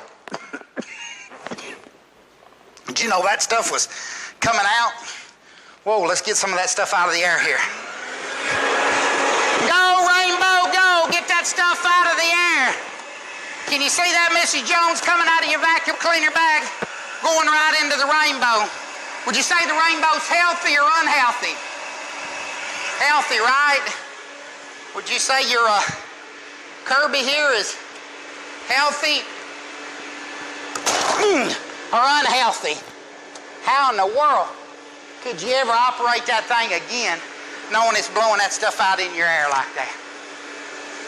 I'm going to go ahead and put some of this DNA in here to kill all the germs in the air. Remember, it kills the germs and bacteria on contact. I'm going to also go ahead and wash up with some of this, if you don't mind, and try to get rid of some of the germs. Any questions about your vacuum cleaner, Mrs. Jones? Okay. Once we have completed our vac kill, we want to move on, and we want the customer to understand what the purpose of the vac kill is to make sure that they understand that bags are always doing something. They leak and clog. Bags leak and clog. Soon as the bag gets stopped up, it won't pick anything else up, and it's going to leak and blow stuff out. We want to transition that right into our mini vac. And it's kind of like the old television commercial that talked about Fram oil filters. You're going to pay me now or later. Our mini vac that we're going to move into, we're going to start with the mini vac, and we only need our hose, our curved wand, and our upholstery brush. These are the only 3 things we're going to need. And I'm going to kind of back into this to make sure you understand. One thing we want the customer to understand is how strong and durable the hose is. Actually, you can stand on it. It's made out of piano wire, so you're not going to tear this thing up. It's very durable. You can tie this thing in a knot, slap you upside the face. It ain't going to tear it up. So it's a real strong and durable hose. When we attach this thing, we want to make sure we have 2 clicks here, and then we know it's hooked up. The things that I really like to do at this point is I like to try to find out if the customer, who controls the money in the demonstration. And you always got to be laughing and cutting up. One of the best illustrations I like to do is with a $100 bill. And I like to take it and ask the customer, by the way, Mrs. Jones, which one of y'all holds on to money the easiest and the fastest? And they'll go back and forth. I say, well, let's just pretend, let's see who's the easiest this would hold it onto a $100 bill. So I'll take a white test cloth. I'm going to take that white test cloth and I'm going to put it on each one of them's hands, and then I'm going to take and play a little game with them that I'm going to come by and tell them, laying it out flat, to close it before I can grab it, okay? And the whole purpose of this is prove to them that suction don't work, that airflow does in just a minute. But my purpose of this is I want to get 2 white test cloths wet so I can do the bag, the nose, and the lungs, okay? But anyhow, the customer will put their hand in. It's impossible for them to beat you unless you're really fast. And I'm going to reach down and grab it out of the customer's hand. I'm going to do it to him and to her. And then I have 2 wet test cloths in the machine because I want to take and do my little trick with the bag, the nose, and the lungs, okay? I like to leave my rainbow up on the box. The reason I do is because it's a whole lot easier for the customer to see the dirt and stuff going in. You have to do this little trick at the beginning. If not, you have dirty water. If you got dirty water, it's not going to help you with your bag, your nose, and your lungs. See, folks, what you got to accomplish here is with this bag, the nose, and the lungs, you got to get the customer to understand that they bought a vacuum cleaner with great intention to clean. But you know, the fact of the matter is if they're actually dirtying the air while they're vacuuming, if they're actually harming their health while they're vacuuming, if they can't do the 3-second rule in their floor, what is the vacuum cleaner accomplishing? One of the strongest points is the bag, the nose, the lungs. Here is our vacuum cleaner bag, and we want it to be black to represent their vacuum cleaner bag. And you know, while we're vacuuming, here's what we're doing. We're breathing through our nose. So we're gonna take and put in another test cloth right here, and it's a white one, to represent our nose. Now, God gave us little hairs in our nose to filter out the air that goes to our lungs. So, we're going to put the white test cloth on. We're going to hold it firm here so that it don't separate when we're vacuuming, okay? So, now here's what we've accomplished. We're building a miniature vacuum cleaner. Remember, with vacuum cleaners, the dirt comes in. It's got to have a place to come in. It's got to have a bag. Our motor's back here suctioning it. And what we're going to do is we're going to show you what comes through a vacuum cleaner bag goes to our nose, and we're going to push it one step farther. Remember, we had these wet test cloths. We're going to simulate our lungs because our lungs are moist. So we're going to put a wet test cloth here. We're also going to take and put a wet test cloth on the back to prove to you through the rest of our demonstration that no dust comes out the back of the rainbow. So we've got this test cloth here. We're going to take it. We're going to put it actually on the back of the rainbow. Here's where we are again. The bag of their vacuum cleaner, our nose, our lungs. Just follow it. A bag while you're vacuuming, we're breathing, goes down to our lungs. What's the healthy aspect of that? How much stuff do we breathe into our lungs, okay? Now, turn it back on again. We're going to start cleaning. Obviously, you can hear the bag stopping up.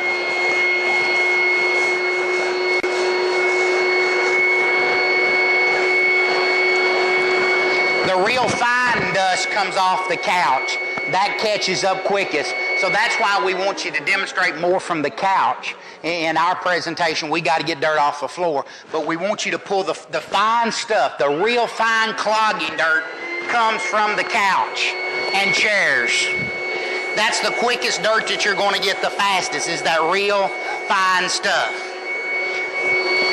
Obviously, you know, we still got suction, but guess what we don't do? We don't have any airflow, which means we don't have any cleaning ability, so which knows there's nothing coming out the back. But here's what we're trying to accomplish with this one. Your vacuum cleaner bag is stopped up again. It's the outside layer because it's not completely full. And that's one thing you want the customer to understand. The bag don't have to be full to quit operating. It quit operating in the first 3 to 5 minutes because the outside layer, remember in the vac kill, it's the outside layer that gets stopped up. Now, that is the vacuum cleaner bag. Let's see what hits our nose.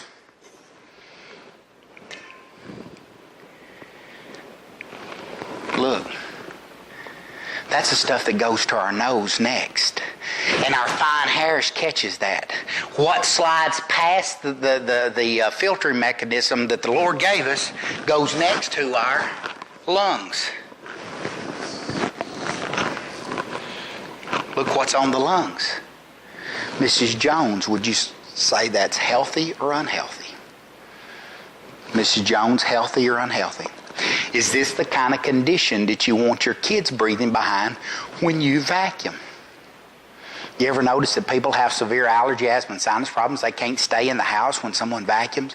You ever notice that severe dust stirred up causes them to sneeze? I won't even let anybody use a push broom, a shop push broom in my garage. I vacuum my garage with a rainbow because I can't stand to be out in the dust. That's why I can't rake leaves. That's why I got in the rainbow business 22 years ago, is because of this. Every time my wife vacuumed the house, I would have to leave till all that dust settled down. Now you can imagine how much less are you going to have to change your heat and air conditioning filters if your vacuum cleaner's not blowing this stuff out. How much better is your breathing going to be? When your kids get upset with some kind of congestion, does this make it worse when you clean? See, as a mom, you want a healthy home. You're doing everything you can to clean your home, but actually what? Your efforts actually do what? In the book, Alfred V. Zam, Why House Dusting is Now an Occupational Hazard for the Homemaker, because she stirs up enormous quantities of dirt. Old saying, vacuum first and then dust. Why do you vacuum first and then dust? Because your vacuum cleaner throws this stuff out. This is going to our nose, so you can imagine how much is going to the air. This stuff is then going to our lungs, so you can imagine how much stuff is being emitted in the air by your vacuum cleaner. Now we got to understand, if that vacuum cleaner had a bag made of plastic, it would hold it all. But it'd be like a balloon. It'd get bigger and bigger and it would pop. It would explode. But it ain't. It's made out of a porous material, just like our test cloths here. So what happens is that the bigger the hose in the vacuum cleaner, the longer it will pick stuff up off the floor, but the bigger the stuff is that goes out into your air. The smaller the hose, the tighter the weave, the quicker it clogs. The quicker it clogs, the less that goes out into the air, but the faster it clogs. So your cleaning ability is a shorter period of time. Either way, they're trying to eliminate the amount of dust that goes out. So they make the bag tighter, they make the filters tighter. When the bags and filters are tighter, then you don't pick much up off your carpet and nothing goes through. Very little goes out, but the fine stuff. But that fine stuff comes out all the time. That's really the most hazardous, is the fine stuff.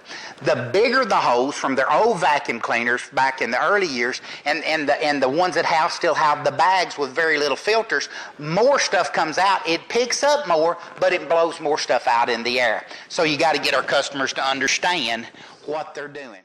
When we get into our mini vac, a couple of things that we want to get them to understand. It's just like an oil filter on your car. Once that oil filter gets stopped up, it don't protect your engine anymore. The easiest one to understand how a mini vac works is the dryer vent at your house. You can take it and actually put your clothes in the dryer. Once the clothes are put in the dryer, if you don't clean that vent off, that screen, there's no airflow. So the dryer turns, it heats it up, but the clothes don't get dry. You've got to have that airflow, constant movement of airflow. Now, if you've ever had anybody demonstrate a vacuum cleaner in your home, they're constantly coming in and telling you about suction. Now, folks, this is suction. If I leave that there on my arm, I can get a permanent hickey from it. But I want you to understand, suction has nothing to do with cleaning. You'll actually get people to come in and tell you that their vacuum cleaner is so powerful that it'll suck up bowling balls. But if you look and see what they get off their carpet, the dirt and the dust and everything is still there. Now, if it won't pick up dust and dirt, will it pick up sand?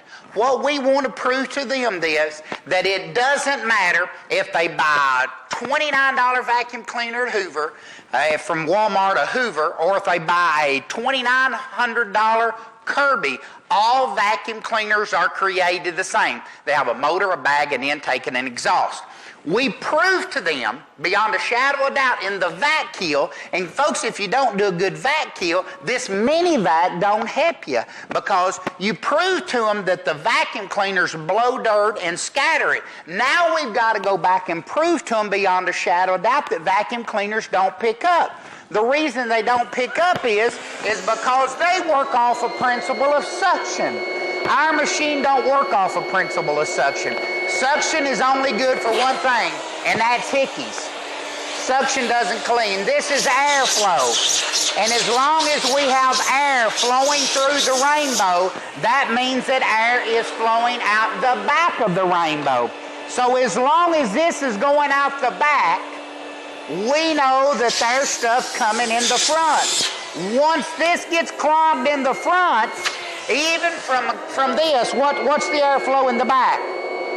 Very little airflow coming out the back. But as soon as the airflow breaks in the front, guess what happens in the back?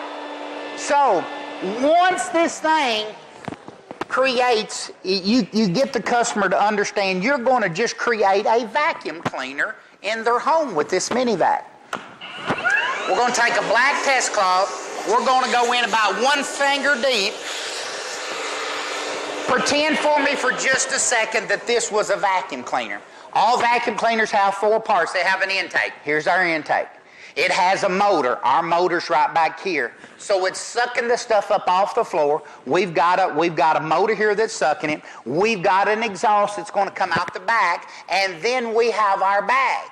Now, with a typical vacuum cleaner bag, they're going to get stopped up in the first 3 to 5 minutes. Once they get stopped up, the outside layer of the bag gets stopped up, then you pick nothing else up off your floor.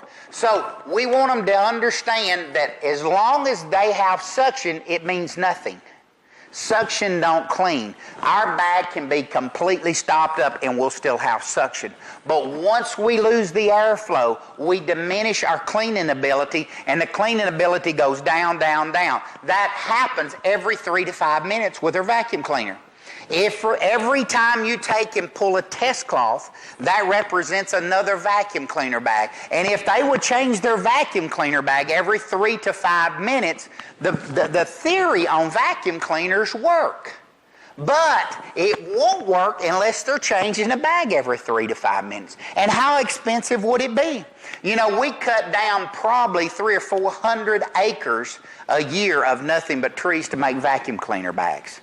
Hoover's they make more off selling their vacuum cleaner bags. Kirby makes more off selling their bags than they do selling their product. That's why they want to make sure they have a bag. Now, the bagless ones, they're trying to get away from it, and they're trying to come up with a concept. But what happens is they stop up and they leak and they clog because they put so many filters in there trying to catch the dust. Remember this, the Rainbow has no bags, no filters. We don't have to go cut down an entire forest every year to operate Rainbows. It's clean, it's environmental, it's safe. We go to the kitchen and we get 2.5 quarts of water, put 2.5 quarts of water in here. Once that water is dumped and empties, it's out of your house and the dirt's out of your house forever. So you got to understand when you get to the mini-vac, a couple of things you want to understand is we're not using bags. That's what makes us different. We don't use bags. We don't clog up. We don't leak. And the fact of the matter is, then after we're through cleaning, we don't go store the vacuum cleaner in a dark, dry place to create mold and bacteria and bring it out again and blow dirt all in your house. Because remember, that thimble full of dirt has 5 million germs. So you got to make sure you understand that. Now, we're going to go through the mini-vac. Here's the intake. Here's our bag, here's our motor, and here's our exhaust. And if you see, there's nothing coming out the back, which means there's nothing coming in the front. So we're going to start cleaning. Now, we obviously want to clean on the furniture. We want to take on their couch, we want to clean, and we're going to show you exactly how many test cloths to pull on each one. But we're going to start first with the couch. Now the main thing you want to do in a customer's house is make sure that you clog the thing as soon as possible. Usually when you go about that far with a customer, you're clogged. And the Rainbow store, it's a little bit harder to clog up because we clean all the time. So sometimes we have to artificially get dirt. So that's what I'm doing, getting some little artificial dirt. If you'll notice, the sound of my Rainbow has got a lot higher. So that gets you to understand that the bag is stopped up. Look with me. Very little airflow coming out the back, which means there's very little airflow going in here. Listen, I'm mic'd up. You hear anything? There's no airflow. But look, we got plenty of suction. What's suction good for? Giving us a hickey. That's all it's good for. It has nothing to do with cleaning because look, it won't suck the cloth in. It barely gets the cloth. There's nothing moving in the back, which means there's very little airflow. Now, if I continue to clean, what am I doing? I can clean all day long, but I'm doing what? I'm wasting my time. You got to get the customer to understand, once that bag gets stopped up, everything they do the rest of the day does nothing but waste their time. I want to continue on here with my demonstration. So each time I took my black test cloths, I've laid them up here. My black test cloths are going to be up here the entire time. So no matter where I go through the whole house, if I'm cleaning the blinds, the drapes, the shades, the deer head, or whatever, I got my test cloths with me. Because remember, the object of this is to wind up with about 40 or 50 test cloths when this whole thing's over with. If you don't pull 40 or 50 test cloths, folks, they're not going to buy a Rainbow. And then it gets down to the point is you start doubting yourself, and actually the machine, we're always going to sell 1 out of 3 if we do a good job. So back to the customer again, getting them understand, and hopefully you understand I'm sitting in front of the customer, okay? So you're my customer. That way you can see the visuals as they happen, okay? Follow with me? You can also see the water churning. See with me? And we're going to get that water dirty again. But we're going to go back to the same process. Suction, airflow, and which is airflow. As long as we've got airflow, we have cleaning ability. It'll suck that cloth right in there. As long as we have airflow, we have cleaning ability. As long as we have cleaning ability, we have airflow coming out the back. Once airflow stops here, which means dirt stops going in here. As we go again, here we go again. Now I've got some sample dirt up here because we need it. So we're going to start cleaning Mrs. Jones's couch again. It don't take very long to stop up the couch, stop up the dirt from the couch with a normal couch. And as you can hear, my motor's revving up. That's letting me know that I've got it blocked off. We want to clean the arms, we want to clean everything because we're going to get all kinds of dirt. Now follow along with me. We still have what? Suction. Guess what has diminished? Airflow, very little airflow. When we don't have no airflow here, that means we have very little cleaning ability here. You'd almost have to feed this thing to it. When you happen to feed this to it, that means it's not picking anything up off your couch. Your vacuum cleaner bag is stopped up. Now if you look here, let's eliminate the bag. Look at this point.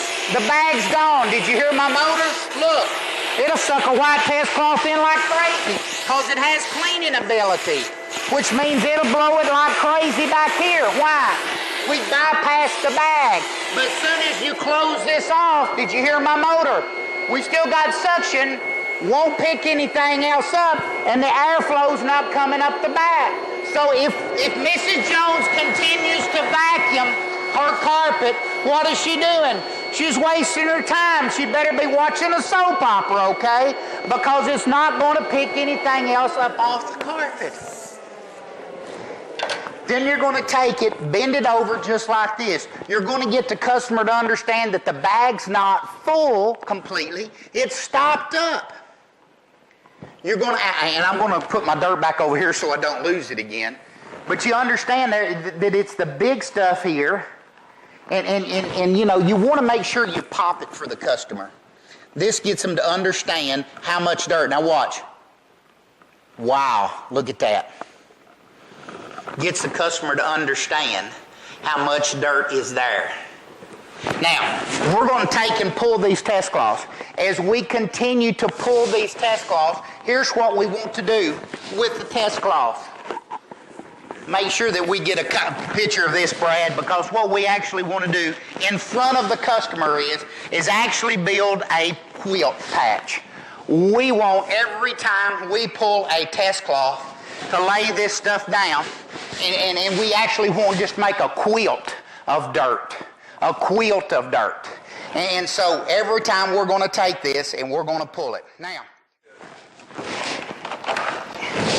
what I want to accomplish for you is I want to get the customer to understand that their vacuum cleaner, they think it's picking up dirt, but actually it's not.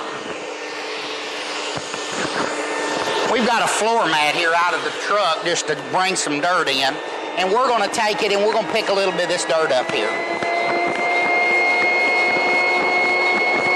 If you understand, you can hear my motor revving up, so you know that the machine is stopped up.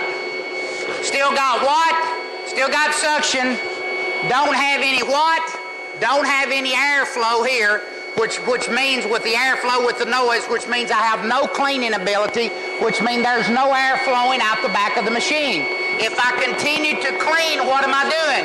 I'm wasting my time. So I want to show Mrs. Jones what I picked up off of her carpet. And you want them to understand it's nasty. And the facial expressions have everything to do with whether you're selling or not. Wow. Look at that. Isn't that unreal? You got to understand, if they've got a lot of dirt, you make a big deal of it. If they've got a little dirt, you make a big deal of it. Because you got to understand, if you're in some real nice homes, they might have somebody to personally clean the stuff, but dirt is dirt. If you can tell by the reaction on the customer's face if they're upset. My mama told me to always put stuff back where I got it, so I'm going to actually take and put this dirt back where I got it. By the way, Mary, would you help me for just a second? I'm going to get her to hold the hose. I'm going to move fast at this point because I don't want them to really try to figure out what I'm doing. Now, Mrs. Jones, watch. My mama told me to always put stuff back where I got it. I'm going to get that stuff up for you. I'm going to show you how fast the Rainbow get it up. Go, Rainbow, go! Clean that stuff up. Oh, man, it is gone. I would take the hose right out of her hand and I go, Mary, what happened? Was you sucking on the hose here or what? Where'd the dirt go? I'll get the customer to understand it's just like their vacuum cleaner. We can actually write Dusty on her vacuum cleaner because this is what her vacuum cleaner looks like. Because what happens is the vacuum cleaner motor is running. They're running their sweeper over the floor. It's actually just rubbing it back into the carpet. The beater bar and brush actually rubs it back into the carpet because within the first 3 to 5 minutes it's stopped up. So it picks nothing else up off the carpet. That's why when you see all this dust on the outside of their vacuum cleaner, that's why. You got to get the customer to understand it's a visual deal. The hose is not hooked up. It's impossible for us to pick up dirt, but yet the dirt disappeared. Where did it go? We literally rubbed it back into the carpet. But the motor on the Rainbow is running. So they hear a motor running, they see dirt disappear, and guess what? They think it's gone. But it's impossible for it to be picked up. You got to get the customer to understand that the dirt's in their carpet, the dirt's in their couch. It's going to stay in their couch until they get something to clean it out with. They've been using the same traditional cleaning methods for years. A vacuum cleaner with bags. And you know, you got to get them to understand that that vacuum cleaner is created in 1903. We put man on the moon, just about cured the common cold. We got people flying all over the place, and you still wouldn't want to fly in the same kind of plane that the Wright brothers did in 1903, the same year the vacuum cleaner was created. Rainbow uses water. That's the difference between us and all the rest. So we got to get the customer to understand that. Now, I'm going to go back now at this point and pick the dirt up immediately, because I want to make sure they understand I'm going to pick it up. So we're going to go back. We're putting our test cloth in. We're going to go back and get the customer to understand again. We have suction. We have airflow. And as long as we have airflow, we can pick stuff up off the carpet real easy. And as long as we're picking it up, that means the air is flowing through the back because we have airflow. But as soon as we take the vacuum cleaner, now we just put a new bag in. We put 4 or 5 new bags in. At $3 to $4 a bag, how much money did we just spend? We're going to go back and we're going to start cleaning. But guess what happens in the first 3 to 5 minutes of cleaning? The bag gets stopped up. It's the outside layer of the bag. But it's suction cleaned. We ought to be able to clean anything because we got what? We got plenty of suction. But guess what we don't have? We don't have the airflow. Once we don't have airflow, that means we don't pick anything else up off of our carpet. It's kind of like strings. You can actually take the test cloths here and take about the second notch in, and you can actually take and rip these strings off and put them on the floor and get the customer to understand, Mrs. Jones, have you ever had to just feed your vacuum cleaner? Because see, with your vacuum cleaner, once you start cleaning, the bag gets stopped up, you can run it right over these little rags, these little bitty old strings. Look here. It won't pick them up. Look. You have to feed them. They won't even suck it in right there. Finally, you just have to fall in. Now, if it won't pick that string up, it won't pick up what? Sand. It won't pick up dirt. The reason it is because if we continue to use it, we're wasting our time because we've lost what? Airflow. No air coming in here means there's no air coming out where? You know, the best part of it with their vacuum cleaner is if there's no air coming in here, there ain't a whole lot of dirt coming out the back because there's none coming in. But that fine dirt continues to move. Look here, the reason it's not going to pick anything up is because of what? The bag stopped up. There's all your strings. There's all your dirt right there. Now, we're not going to knock the dirt off. We're going to lay the dirt down right there, and we're just going to keep going. We're going to take, and we want to get the customer to understand that this is an upholstery brush, okay? We got to get them to understand what it does.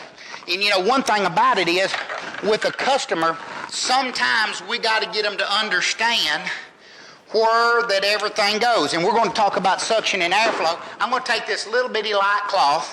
I'm going to stick it right up here in the front of this hose. I'm going to ask the customer to lay their hand out flat. And what we're going to do is we're going to take and put the hose down on the customer's hand, tell them not to move it, and I'm going to reach over and hit the button right quick. It's going to stay on the customer's hand. I want them to notice the hose is sucking up tight. It's got plenty of suction there, okay? Now, where should the white test cloth be if suction works? The test cloth should be in the water basin, but it's not. You do this on the customer's hand, but it's not. Where do you think the test cloth is? You think it's in the water? Where do you think it's at? Well, let me get him to show them where it's at.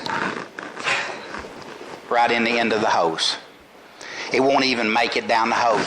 See, folks, fact of the matter is suction don't clean. It's airflow. And if there's no air flowing in this hose, there's no air flowing out the back of the rainbow, which means when they're cleaning, what are they doing? They're wasting their time. You got to get the customer to understand that they're wasting their time. We want to take with this mini vac, and we want to be able to pull several test cloths. And you know, if they've got leather furniture, you're not going to be able to pull it off leather furniture, okay? Now, we're just at the upholstery tool, but we're going to pull it off couches. back of the couches, the arms, we're going to pull it everywhere right here. You can pull a couple of off the floor, but that's what the power nozzle is going to be for, guys. You can slide this over and remind them that this is what they clean their drapes with, because the notches, that it won't create a complete suction. See, it won't stay on my hand with this, because it won't create a suction down to it. That allows you to be able to brush and clean the drapes. Everybody following with me? It's fantastic to clean upholstery. And this is the way it's supposed to be designed to use on their couch. Now, great for minivans. Now you can hear my machine revving up, and guess what? Once it revs up, guess what? Still got suction, but we don't have what? We don't have airflow. If we don't have airflow, means we don't have what? Cleaning ability. And guess what? No air moving out the back. Eliminate the bag and watch what happens. Listen to the motor. When you eliminate the bag, that's what the Rainbow does. We eliminate the bag. The bag is gone. The motor's running freely, which allows it to run forever. Why do you think vacuum cleaners tear up so quick? Why do you think they're a throwaway from Walmart? Once that motor starts bogging down constantly, they tear up. Look here. We have airflow, tons of airflow, which means we got tons of cleaning ability. It'll clean anything up. It'll pick anything up, and we can continue to clean and clean. Look, folks, we can clean and clean and clean and clean and clean. It don't matter how much cleaning we doing. Let's clean the whole rug. Guess what we still have? Airflow. Guess what we've got still? We still have plenty of cleaning ability. It'll still suck it in here. But guess what? It'll still blow it out the back here. It doesn't matter with the Rainbow. We don't lose airflow. So, if we're cleaning, guess what we're not doing? We're not wasting our time. The biggest thing that we got to get the customer to understand is, folks, is the Rainbow is a healthy part of cleaning. Here's where we want to move next in our presentation. We want to pull at least 5 or 6 test cloths with this attachment. We don't want attachments all over the floor, or they're going to think that it's complicated. Here's what you got to understand. Mrs. Jones wants to know, what is this Rainbow going to do for her? Is it going to save her time? Is it going to save her money? Is it easier? You got to understand, you have to make the Rainbow easy to operate. If it's not easy to operate, she don't want it. You got to understand, she can go to Walmart and buy a $300 to $400 cleaner that she don't have to put water in. So you got to understand, you have to drive home the point of healthy, unhealthy, the entire presentation. You got to get them to understand it. Their vacuum cleaner's blowing that dirt out. I can't stress that enough. Healthy or unhealthy. You can't stress it enough that this one doesn't lose airflow, that it picks up from the moment it starts till it stops. It's not going to lose airflow, and if it don't lose airflow, then it's picking dirt up off the carpet. That's what Mrs. Jones wants to know. Is it going to clean her house? Is it going to have her a healthy home? Is it going to be to where her kids can pick something up off the floor, or her toddlers can crawl around with her hands in her mouth to the floor? Is it healthy? That's what he got to prove to her. If you don't prove that to her, she's not interested in the Rainbow. So I want to pull 5 or 6 test cloths with this attachment, okay? Then I want to move to my dusting brush. Now, what I'm going to do to keep from taking and getting attachments everywhere, I'm going to pull out my attachment caddy next. So I'm going to put this on here. That way I don't got tools laying all over the place. Everybody following with me? And this attachment caddy will fit very easily in this position. Now, one thing you don't want to do with older folks is put this attachment caddy here, because they actually can't see how to line it up and put it in, okay? But I'm going to put it here for me right now, okay? Next thing I want to show them is the dusting brush. Now, here's what you got to do with the dusting brush. It's made out of like a camel's hair stuff. It can be pulled out to its furthest extremes. For light dusting, very smooth, very easy. What will this clean? It'll clean baby's breath. You adjust the adjustment here so it won't suck so hard on it. But it's great for speakers, around televisions, computer keys. We're going to print you something up here to get you to understand everything you can clean. But we need to dust with this thing. We need to go in and go right along the baseboards and clean. Top of the doors. One thing that I always like to do is I like to show them how easy it is to operate. So, if they've got air conditioning vents, I'll take a couple of my straight ones, because if you're constantly bending over to clean, that's not easy for the homemaker. So I'll take this, put it on, and I'll go right over here, and I'll show them how easy it is to clean a vent. Now, at that same time, I'm pulling the test cloth right here. You got to get to understand this. If they don't see the dirt, there is no evidence. Everybody following with me? So I'm going to take it, put a test cloth right here.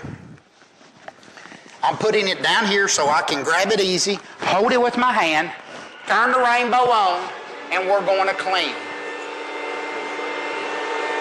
We're going to clean this off. And you know, with a normal air conditioning filter, it's not in a rainbow store, you're going to get tons of dirt. We can go right along the baseboard in their house, okay? So you want to make sure that you clean quite a few things.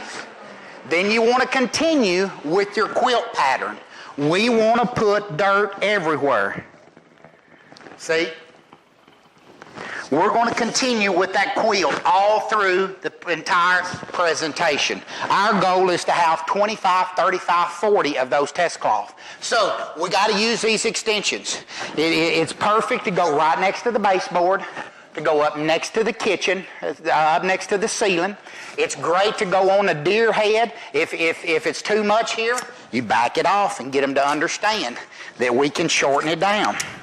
If a customer has excessively high ceilings, all you got to do is tell us. We got plenty of these extensions that we can help a customer out if they've got tall ceilings. Ceiling fans. Oh my goodness. Stop the ceiling fan. Clean the dust out around the motor. If you're not showing the ease and convenience of the rainbow, that might be why they're not buying. You got to show them the easy stuff. We're going to pull about 5 to 6 test cloths with this. Mini blinds, window sills, computer keys, piano keys, baseboards, air vents, anything that you, deer heads, fish, fireplaces right around the fire. The brick on the fireplace does a super job, okay?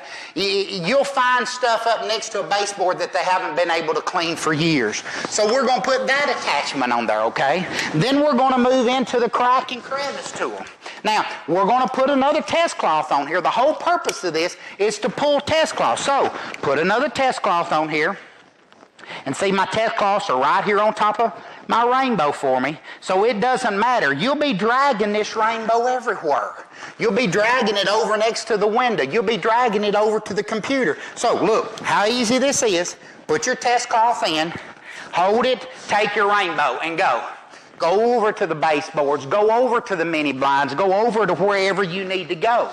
That's what you want to accomplish. Here's what you want to accomplish with this. Right in the couch and all. If you pull the cushion out, it's kind of like almost invading the privacy a little bit. If they want you to, they will. But I like to get right in next to the cracks and crevices. I like to get right up next to the baseboards on the outside wall, because that's where you get the bugs. You prove to them that you get bugs on the outside wall next to the baseboards. Right along the fireplace, you get all kinds of dirt, you know. Right up next to the kitchen door. Anything that this crack and crevice tool will fit into, that's where you want to be cleaning, folks. Something tight is where you want to be catching the dirt with this. We want to pull 5 or 6 test cloths here. Once you get over next to the baseboard is where you find the bugs, which drives your point home from your air wash. We've made our house so airtight that we've literally sealed all the dirty air in. Why do you think the bugs are trying to get out? They can't breathe inside the home. It's dusty. It's dirty. It ain't even safe for a bug. You'll always find dead bugs on the outside wall. They're trying to get out to clean, fresh air, okay? So, we're going to use all these attachments. Then we're going to move right into our next attachment. Now remember, here's 5, 10, 15 test cloths already pulled. Now we're going